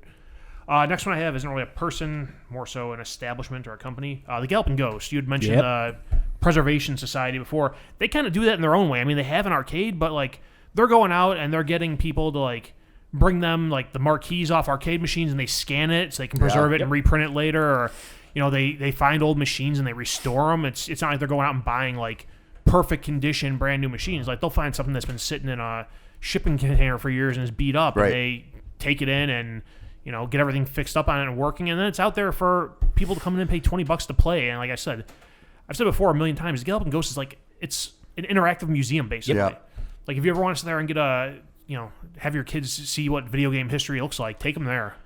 That place is great. And like, I don't know, when we were growing up, arcades were a thing and they went away, and arcades are a dying industry, and somehow these guys have figured out how to turn an arcade into a restoration business, into a friggin' body shop, a martial arts studio, a pinball arcade. It's incredible. Some other restoration thing too. I don't think it's just games. I think some other kind of restoration. They have a whole block. Yeah. It's incredible. Like I would love to sit down and like the guy who owns the place, I'd love to pick his brain and be like, how and why? Yeah. Why these things? Next one I have is Shinobi602 on Twitter. Yes. He's just a guy who has a passion for video games and somehow has developed a bunch of contacts with people throughout the industry, and a lot of times he has news before the news outlets have it. Yep. And I think he has his own podcast or web series where I think it's called like The Joy of Gaming or something. And always just seems like a really upbeat dude, obviously very knowledgeable, and he's started at the bottom and now he's here type story. Just a guy who was super into it and made something out of it. Next one I have is Austin Creed. Only one of them. Yeah. That we know of. Xavier Woods in the WWE, part of the New Day, but he also does their Up, Up, Down, Down channel that somehow he got WWE to pay for him to have a YouTube channel. Yeah, that's crazy. Which now he's turned into, he's taking his money and making a game studio. And, it's going to be smaller, like probably mobile games, but just one of those people, like you sit there, you see him, and you wouldn't think like super nerdy guy, but you sit there and listen to him talk, super nerdy guy. Yeah, oh yeah. Big time. Last one I have is Wario64. Same. Actually, he came from Cheap Ass Gamer to start doing his own thing, and no individual person or thing has saved me more money on video games than that guy. He is also amazing. Yeah. I don't know how many pricing errors I've been able to jump on because he tweets it out. And when he tweets them out, you better jump on it quick because I can guarantee you someone at Best Buy and Walmart and Amazon all have him in their Twitter feed, and they're waiting for that price error. Oh yeah, you got like 2-3 minutes at the most. Yep. That's it. That's all 20. So those are people who kind of that again we like to listen to, inspire us, and just game industry as a whole. All right, the last, but definitely not least. So we all put together a list of 10 games. This would be the final 30, and the final of this 100 of just games we think you should play before you die. Maybe not our favorite games of all time, but things that we thought maybe you should probably play before you die. How do we want to do this? Because we're just like I'll start. I don't care. I haven't talked in a minute. I'll go from the bottom.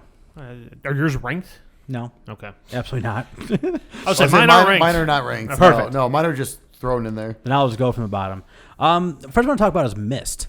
Myst is kind of going away. I mean, it's one of those things that like people kind of know about, but I feel like it's not really talked about anymore because they haven't put a new game out in forever. I mean, they had 5 mainline games. They had like a weird online multiplayer thing that didn't take off. But the original Myst is like it is now it's a 3D adventure game. Yeah. And the most obtuse thing you will ever do in your entire life but also have those moments where like I figure it out, I feel great, and I want to get to the next thing, and it's all, all spun around a story of a father and 2 kids that are all kind of lost in these books. And who do you save? Because you can save, one of the sons. You can save the other son. If you find all the white pages, you can save, the father. And he's the one who kind of put this world together. And the whole story of Myst is like you write books, and in these books, like that the world appears, like the world happens. So you find these books as you go, and you go to different worlds. But it's. I've beaten that game, and if I played it right now, I don't know if I can get off the dock because it's been so long since I played it, and it's just like it's very difficult. It's a strain. It's an old school game, and it's a strain on the brain.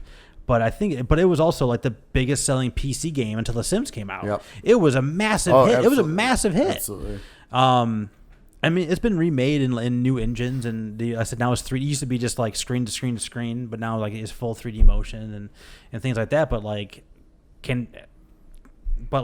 all the other games you can't even find them. Like you can't. If I went right now, and I can probably download Myst 5 on Steam, but I don't think I can play it because it hasn't been updated or anything new. So like, how am I going to play it? Yeah. But I think Myst is like you can find Myst. Like Myst was ported to PlayStation 1, so that Myst has on the classics.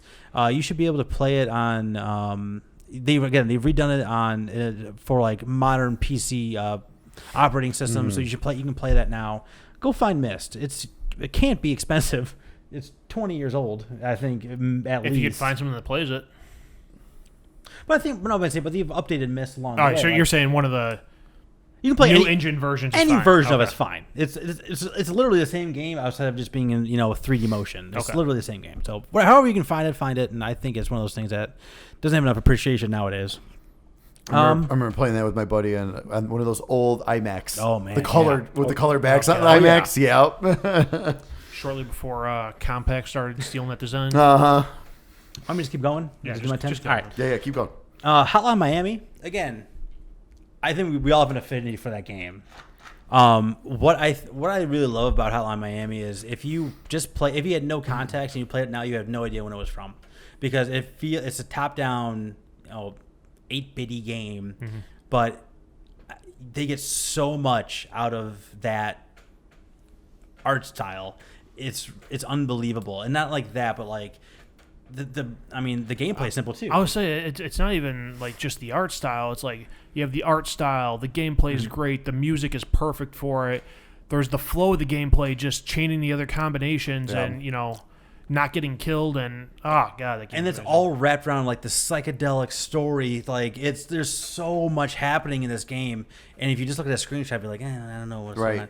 And like Art said too, like the soundtrack is one of the best soundtracks in modern games. Like it's unbelievably great. That is a game that if you're over the age of 17, you should definitely play that game. It's unbelievably great. Next I put Rockstar's Bully. I know you have an affinity for that game too. Bully is, it got the bad rap of being a GTA in school, which it wasn't. You're just a kid in school and doing kid things. Like bullying is a thing that happens. Spitballs and. You're not really a bully in the game. You can be, but it's not like the main objective of it. Right. Actually, you're the one dealing with all the other assholes. Right. Yeah. I mean, it's just like they're bigger assholes though. Right. but I mean, there's like the mini games where like you would go to class and there'd be like chemistry and gym and things like that to do. Math. Yeah. And just like and there's you would go through 4 years of this school and like the seasons would change and your character would change and the story would progress, and it's very unique in a semi-open world PlayStation 2 era, post GTA world. It's a game I hope they're making a second one for.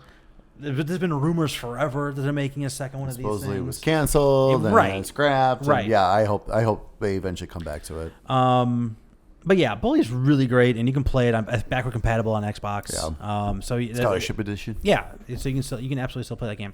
Play it on PS4 also. Right, they had the because the PlayStation Digital. 2 version. Yep. You're right, absolutely right. There's trophies. There are. I mean, that game was always like $8. It was like just a little bit cheaper. It was just stupid. Cause I just choke up the $8. I know, it's stupid. Give me it for $5, damn it. Yeah, $3 is going to make or break up the $8. I put Horizon Zero Dawn on here. Yeah, you did. You son of a bitch.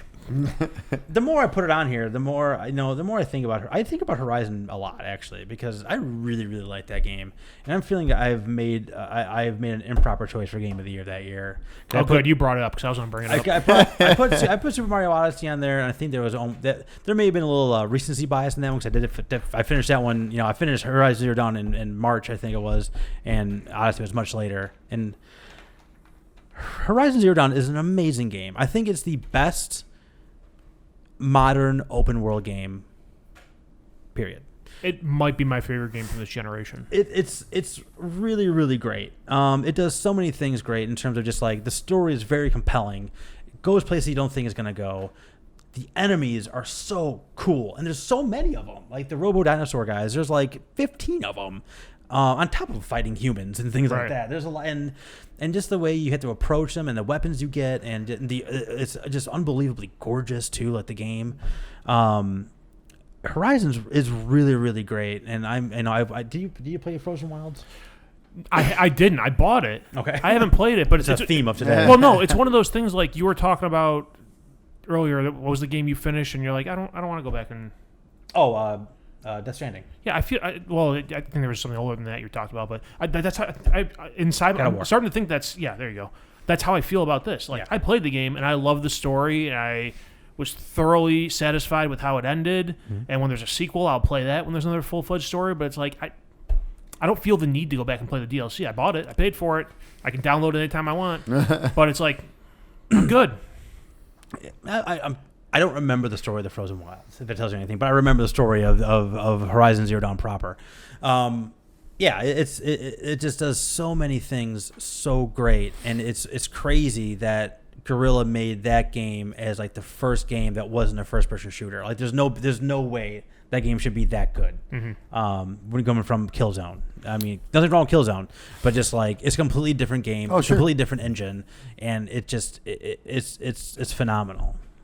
The other thing was they announced this week that that's coming to PC. Yeah. And I couldn't be happier that more people are going to play that. 100%. I don't know. Yep. But that's not the internet thinks. People, how dare you release my exclusive 3 years after release date? Shut up, everyone. Next. I put Guacamelee on here. Skipped one. Because I love that game. It's so much fun. You skipped one? I did? Yeah. I'll go back. Kind of an important one to you, I think. I did. To you, Isaiah. Thank you. Good things aren't in order. Guacamelee. It's side-scrolling, platforming, fighting, and all of it's kind of hard, and it gets like ramps up, and you get all kinds of crazy abilities, and it's just and the world's so cool, and the characters are the characters where they interact with each other, and like I said, it's like it has that what hard games that I can deal with is ones that don't kill you, don't send you too far back. Guacamelee never sends you too far back. You know what I mean? Like you're always going to be right back to a room you were. Try it again. Right. And it doesn't get any easier, but like you get better. And then next time you have that fight, you get a little bit better. And then you die again, and you go back again. And like some of the platforming pieces are just absolutely crazy bonkers in terms of difficulty. And there is nothing like getting through one of those crazy paths and getting to the end of it and just having that be like, holy crap, I can't believe I did that. Yeah. And it's do it again. It's on my it's on my 60th try. It feels very similar to me as like I don't know if you guys played Ori, but it's very similar to Ori too, the first one, in terms of just like it being difficult, but still like you're still fighting guys and it's still but it doesn't send you back too far. And then I'm very much looking forward to playing Will-O-the-Wisp because I'm in the mood for a game like that right now. Where it's just like it's a little bit punishing, but like it gives you that like that drip feed of like I kicked that level's ass. To step back one because I'm an idiot. Walking Dead Season 1. That is one of those I don't think it's one of those time and place type of things. I just think it's genuinely great. It tells a crazy story with you have a ton of options, but you still get to the same end. No matter, it's like the same thing where it's like you start in A, then to get to B, you have 19 different paths to get back to B. But like there's a lot of variation that you can get there, and the way and I've talked about this a lot, but just like I think it hit me personally at a very interesting time. But I also think that it's just genuinely just a great game and a great story, and it tells it gives you a story that you don't really see in video games, like like how often are you just like a new father in video games? Like almost never. And in this situation too, like this, The Walking Dead. The Walking Dead has been home to many really great stories in the comics and the TV shows and things like that. But I think Lee and Clem's story is the best Walking Dead story that there ever was. And season 1, it doesn't get any better than season 1.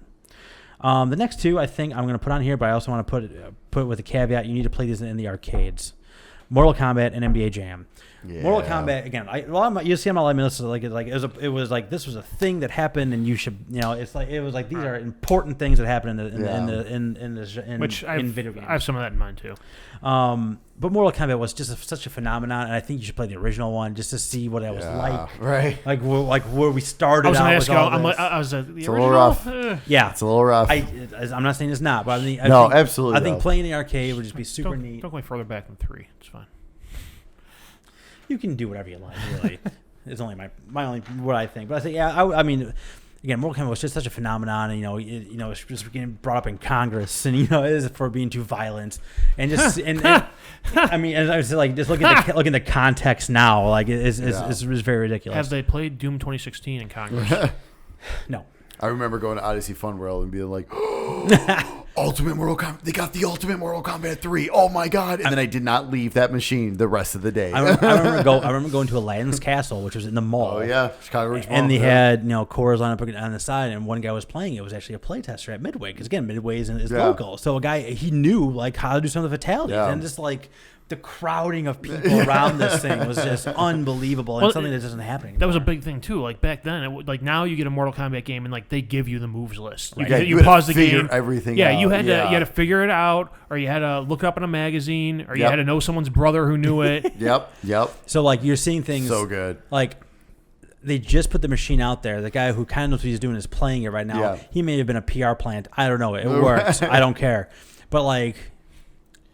No, these guys are going to get and he'd pull and the screen goes kind of like the dark screen for it. Was Mortal Kombat 2. Mortal Kombat goes dark and like, oh my God! And it's like I was probably one of the first like 4,000 people outside of Midway to see this fatality. You know what I mean? It's just so cool. Yeah. NBA Jam I put on there just because it's just so fun. Oh yeah. It's such a perfect arcade game. It's a couple of buttons. You're running up and down. Everyone kind of understands what basketball is, and you don't need to know the rules because there are none. Really. I mean, just put the ball in the hoop, and just like the whole like no goaltending if you're not on fire. Right. Yep. It's like the announcer going crazy. Oh, so the announcer, he's on fire. Yeah, and it's like, and then boom, shakalaka. The ridiculous dunks. It's just so much fun. And again, that was one of those like it took over the arcades. Like that was one of those big time took over the arcade moments. I wish that 1-Up arcade wasn't so expensive because they're coming out with all 3 of those. It's $500. I know, but they're Wi-Fi linked. I know. I already talked about Inside. I'm putting it on this list again because I think it's one of the most brilliantly paced games of all time. And last but not least, Minecraft. Again, Minecraft's been out for over 10 years, and it is still a thing. Not only is it still a thing, I have doctors recommending me to have my kid play it. Like, for real. That's crazy. Because that's crazy. There's I got Amelia plays with one of her friends on my old PlayStation 3, and and it's just like it does so much. It's such a simple seeming like context of it just being like just these blocks and digging up stuff, and then you just then you come across this opening, and then there's just like an abandoned mine. Abandoned mine shafts there, and it just opens up, and there's a million things you see. Like you can see, it's the emerald and diamond and gold in the distance, and all these things. How am I going to get down there? And it's just so simple, and it's just so brilliant, and they've built it up to some unbelievable craziness. Like, why go in there now? I'm like, Amelia, you're teaching me because I have no idea what I'm doing anymore. I know how to dig. I know how to do simple redstone. Yeah, I can do some simple. I can do some cool redstone stuff.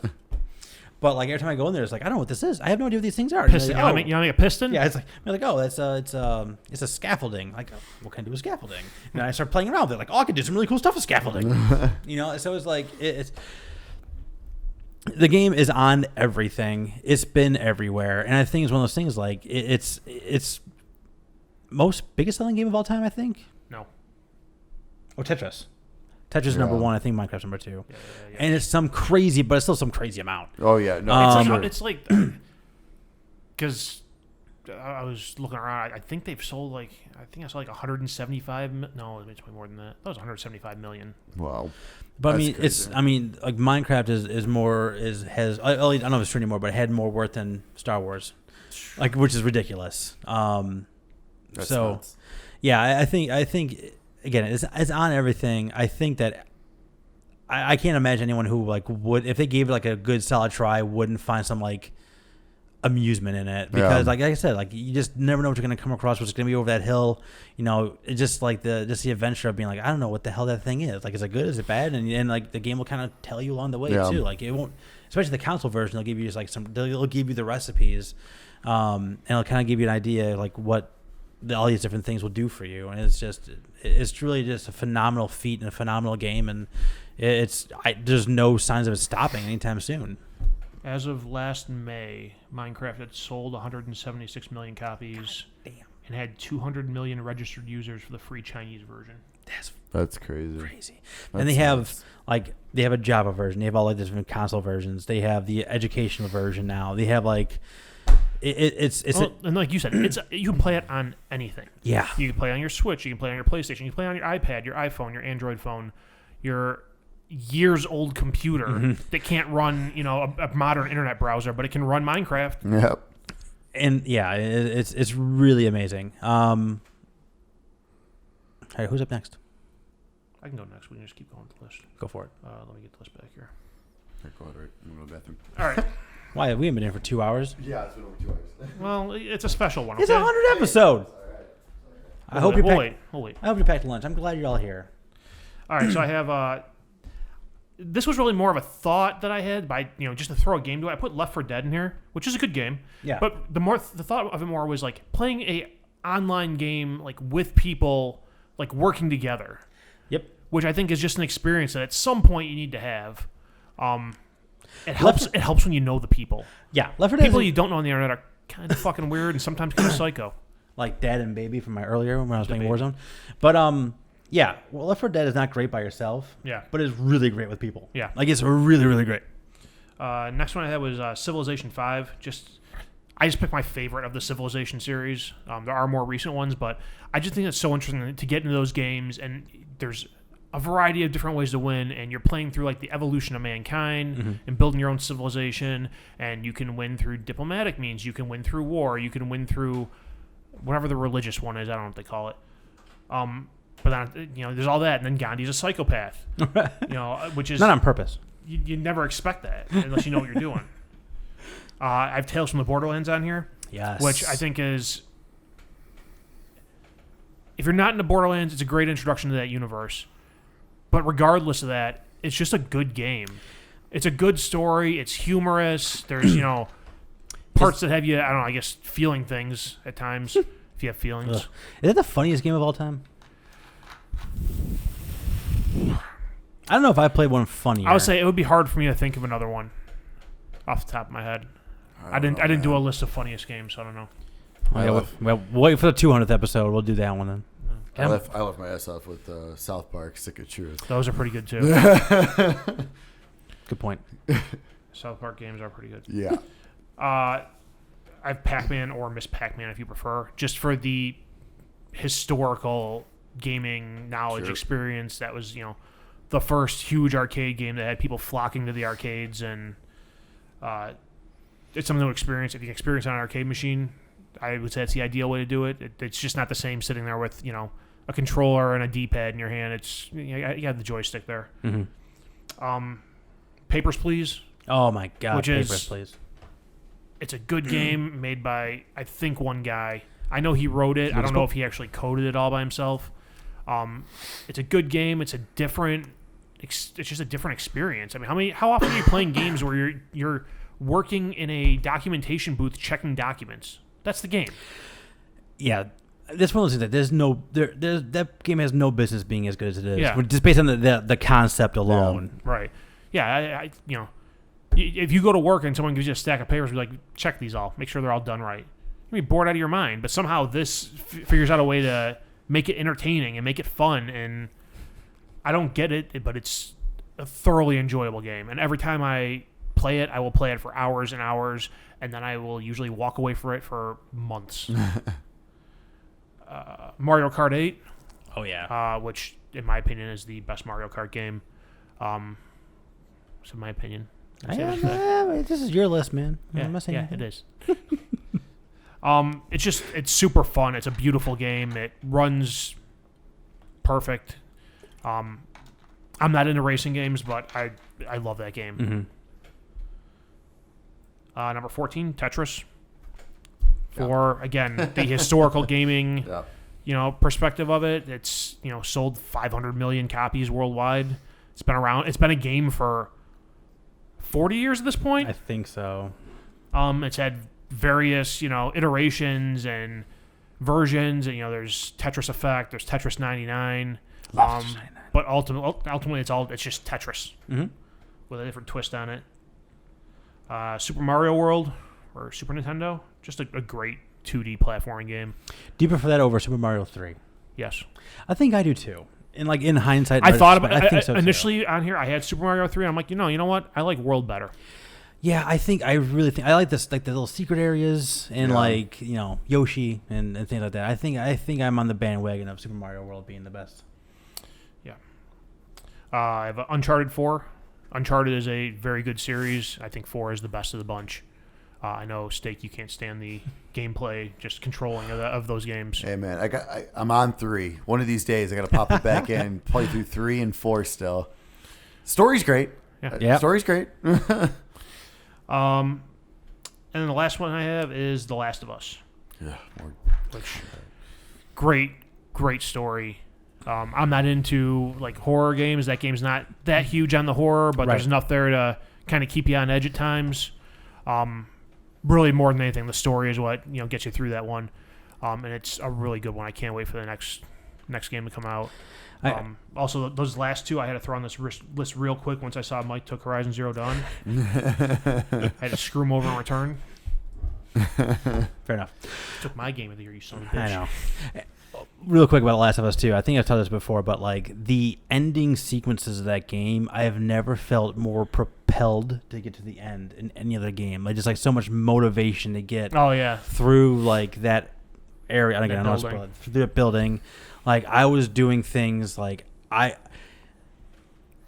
became like I was like a superhero at the end of that game. Like I in terms of just like swapping, I looked like I was like a trained assassin, and I was just trying to get to the end, like to the end piece of it as quickly and as violently as I possibly could.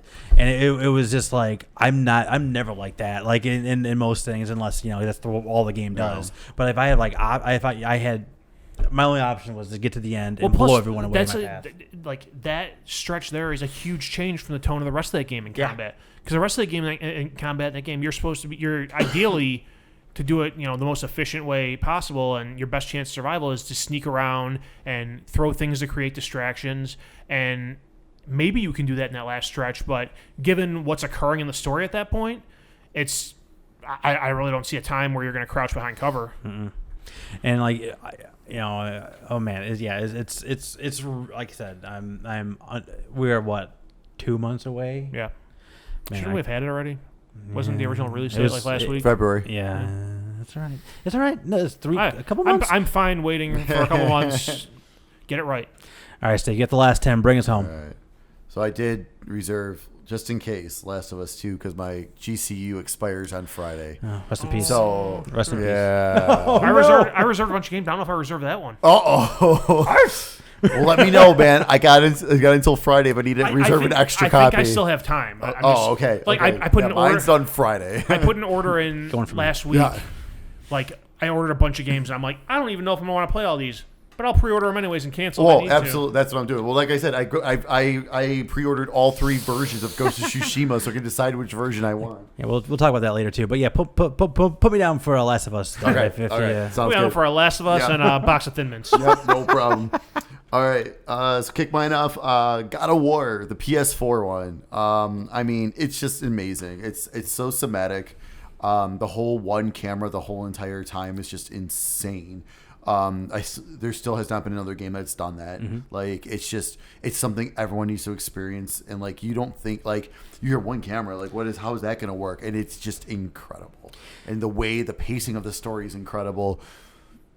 The ending is amazing. It makes you want so much more. I just love the combat. The Leviathan axe is just so amazing. And that's the thing. Like I was actually kind of a little worried about that. I originally did not pre-order that game. I did pre-order it.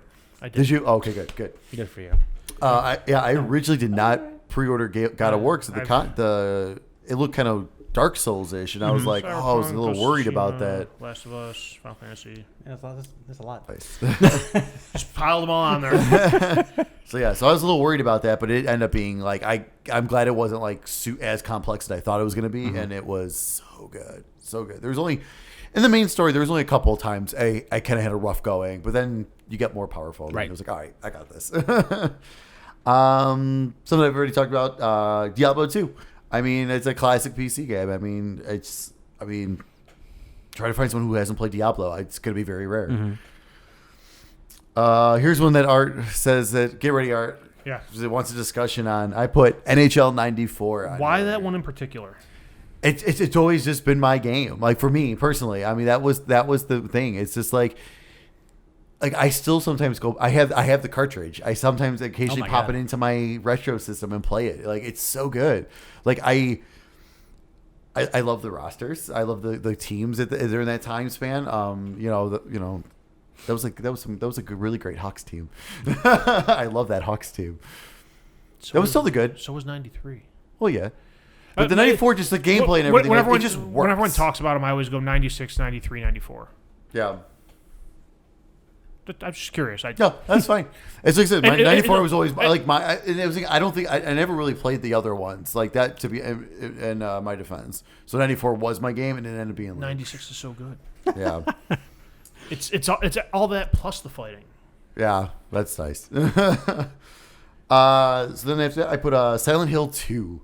Oh my god! I remember buying this game on PS2 and sitting in my room with the lights off, playing. Like it's so creepy. It's so good. The gameplay is excellent. The story is phenomenal. I mean, if you want like great survival horror, Silent Hill 2 is like that's it. Like. Then I also put on here the Orange Box. That's 5 games. You're cheating. Yeah. Hey, it's one package, buddy. Oh, man. But one seriously disc. though, I mean, even if you like, just Portal or whatever. I mean, Team Fortress. Like, I wasn't a multiplayer person, but I played Team Fortress as well.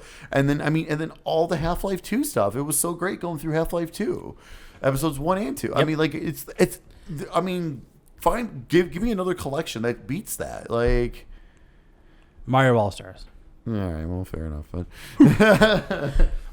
However, I mean, it's insane what you get. I mean, the Orange Box for one price. It's insane what you get. yeah, that was, and again, and like, especially now. my God, and I said that, and Portal was just like, in Portal, Yeah. it was like Half-Life 1 and 2. Half-Life 2, Episode 1 and 2, big deals. Team Fortress, great, and this Portal thing. Right. And that was my favorite of all of that. Yeah, exactly. So I put a Grand Theft Auto on here. I put Vice City. Oh, I totally agree. That's a good one. I mean, the 80s theme, everything about that game, except for the RC bomb Yes, that mission. was terrible. Once you got past that, though. Yeah. It's Vice City is just amazing. I'll say I like the setting and the atmosphere of that one the best. I like the gameplay of the newer ones better. If they would remake Vice City in the current like engine and quality, that would be amazing. That'd be insane. And I loved in that one in particular how you could buy properties and Yes. then like you would just get like income. money like from them randomly. Yep. So just like I bought everything. I put yeah. so much. I had all the properties I could buy. I bought them all. I love that aspect of that game. Yeah, but honestly, if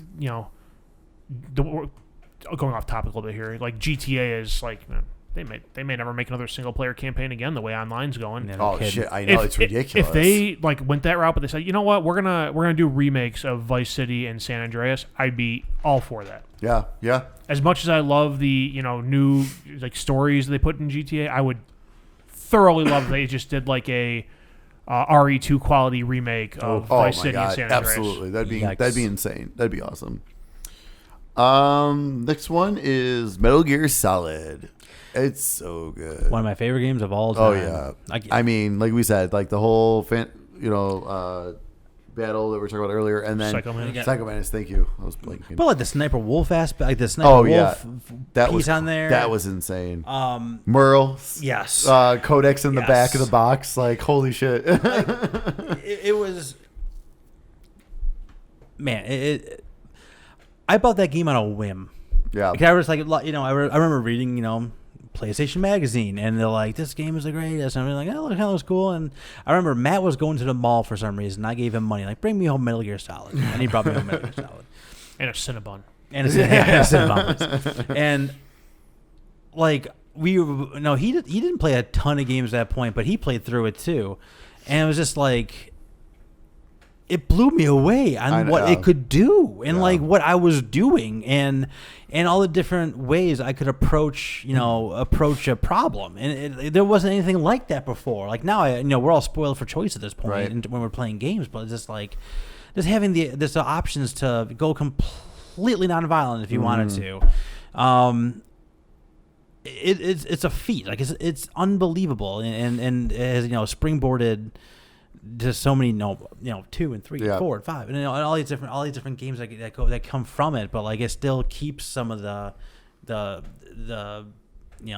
aspects of Metal Gear Solid 1. Right. It's just classic. Just so good. A little hard to play now. Yeah, it is a little rough. A little hard to play now. Well, the Twin Snakes version was a lot better. Yes, on GameCube. That helped. The first person came and kind of broke the whole game. Well, yeah. Aside from that, besides that, aside from that, but the actual self, it was good. Yeah. No, 100%. Give me a remake or just a remaster of that. Jesus. Next one I put on here is the original BioShock. Mm-hmm. It's so good. You put so many games on there, I would have put on mine. Yeah. The original BioShock is just so good. I remember the first time I sat down and played that, I was like, oh my God. I think I beat it in like a few days. I bought a 360 and I did my classic thing, wait for 5 games I wanted to come out. And BioShock was a 5th one. And that was the first one I played, and I was just like, I was blown away by that game and for like you said, it's just like there's having the guns and the plasmids and that alone was fun, and then add on that environment and the Big Daddies, and Rapture and Big Daddies and Little Sister. You could hear them stomping around, be like, where is this? Yeah, I gotta fight this one. God. It's like, man, I really kind of need some resources. And then other times you'd be like, man, I got resources at the butt. And I'm gonna fight this guy. Yeah, so, for sure. Next one I put on here is Yakuza. I would go ahead right now and because I was trying to figure out which one. Probably just Kiwami, the remake of the first original game. Going back on the PS2 and playing it would be kind of rough now. So if you can get your hands on Kiwami, just the gameplay is so good. The combat's so great, and the story is just phenomenal. It just draws you in. I mean, it's don't let subtitles scare you. It's good. It's so good. Then my final game is, of course, my favorite game of all time, Final Fantasy IX. I mean, you gotta play it. You gotta play an RPG, classic turn-based RPG as well. And I mean, it's just 9 is just so quality. It's so good. Great story. I'll get you in, keep you in there. So I need a list from you of when they stopped doing turn-based in those games. 10. Right? Oh, 10 was turn-based. 10 was the last one. 10 was totally. I think because 12 was like an MMO style. If I ever decide to play something other than Final Fantasy VII, turn-based is the way to go for me. Dude, and they had the remaster of 10 and 10 too. And 10-2 is also turn-based, isn't it? 10-2. Or is that like the hybrid thing? Kind of the hybrid. Yeah. That one's kind of more... No, did that? I'm trying to remember now. I don't remember. I barely played 10-2.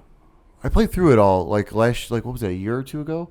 On my Vita? I played through the whole thing. God, I can't remember. 10 is great. Fine. But 10 is excellent. The nice thing about that is it's turn-based, but it shows you in the corner what the order is. And then depending on what you do, sometimes it shifts the order. It'll tell you how, it'll show you how it'll shift based upon what you're about to do, which is really cool. So it adds a whole nother strategicness to it. Yeah. But 10 is awesome. Yeah, if you've ever, oh my God. It's so, and it runs and looks really good on the Switch too. There you go. That is 100 things that we love about video games, whether it be people or games or just goofiness or just whatever. It is 100 things Or that we... Clyde. Or Clyde. Fucking Clyde. Yeah, we don't like... I have no problem with Clyde.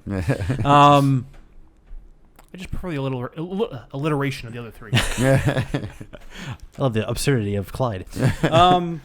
So yeah, so we've kept you here long enough. It's been a long episode. We've kept me here long enough. We had a couple stories about beforehand. So wait, did you have the numbers you were looking for at like? Oh yeah, thank you.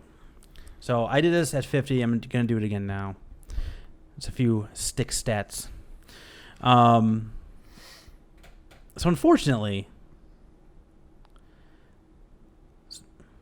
hold on, discard. Did you break the internet? I did. Damn it. There it is.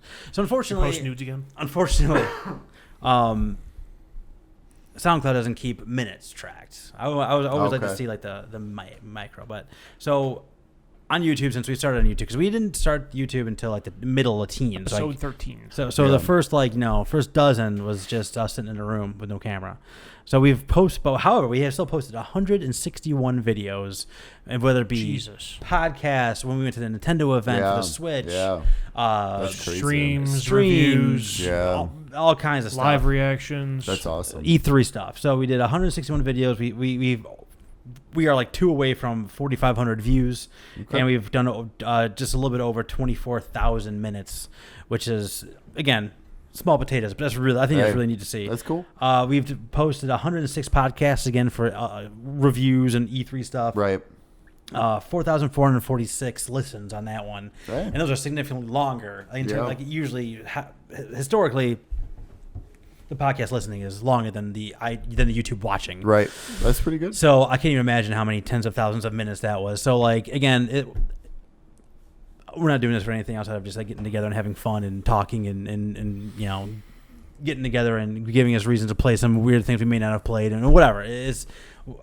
I know I'm sure I'm not just speaking for myself, but this is like my hobby. I barely watch TV. I barely watch movies. I don't read anymore. I'm basically illiterate. However, that's not a new thing. I want to read. I'll play an RPG. But for real, like I know that is my novel. For me personally, like this is my main hobby now. Like the other stuff is kind of washed away. Like I've made choices along the way, and I've decided to stick with this. And if I'm gonna do it, I'm gonna do it right. And want to talk to you guys. Want to talk to you guys. I want to talk to everybody, and just kind of share it with everyone. So I thank everyone for sticking with us for 100 episodes in this long ass episode. I know you guys have anything you want to say? No, just thanks to whoever's watched or listened to any of this, or God forbid posted a comment or started a conversation on Facebook or whatever. Just thanks for your time, attention, caring about something that we did. For sure. Thank you guys for everything. Thank you guys. Absolutely. Yeah, it's so much fun. Why stop now? It's a good time. Oh, by the way, it's my last episode. I quit. Well, I guess stop on a high note, I guess. So no, we'll all be back here in a couple of weeks, episode 101, and per usual, we don't know what we're going to talk about because God knows what's going to happen between now and then. Anything. So, again, thanks for sticking with us for the first 100, and we'll see you for the next 100. See you next time, Stickheads.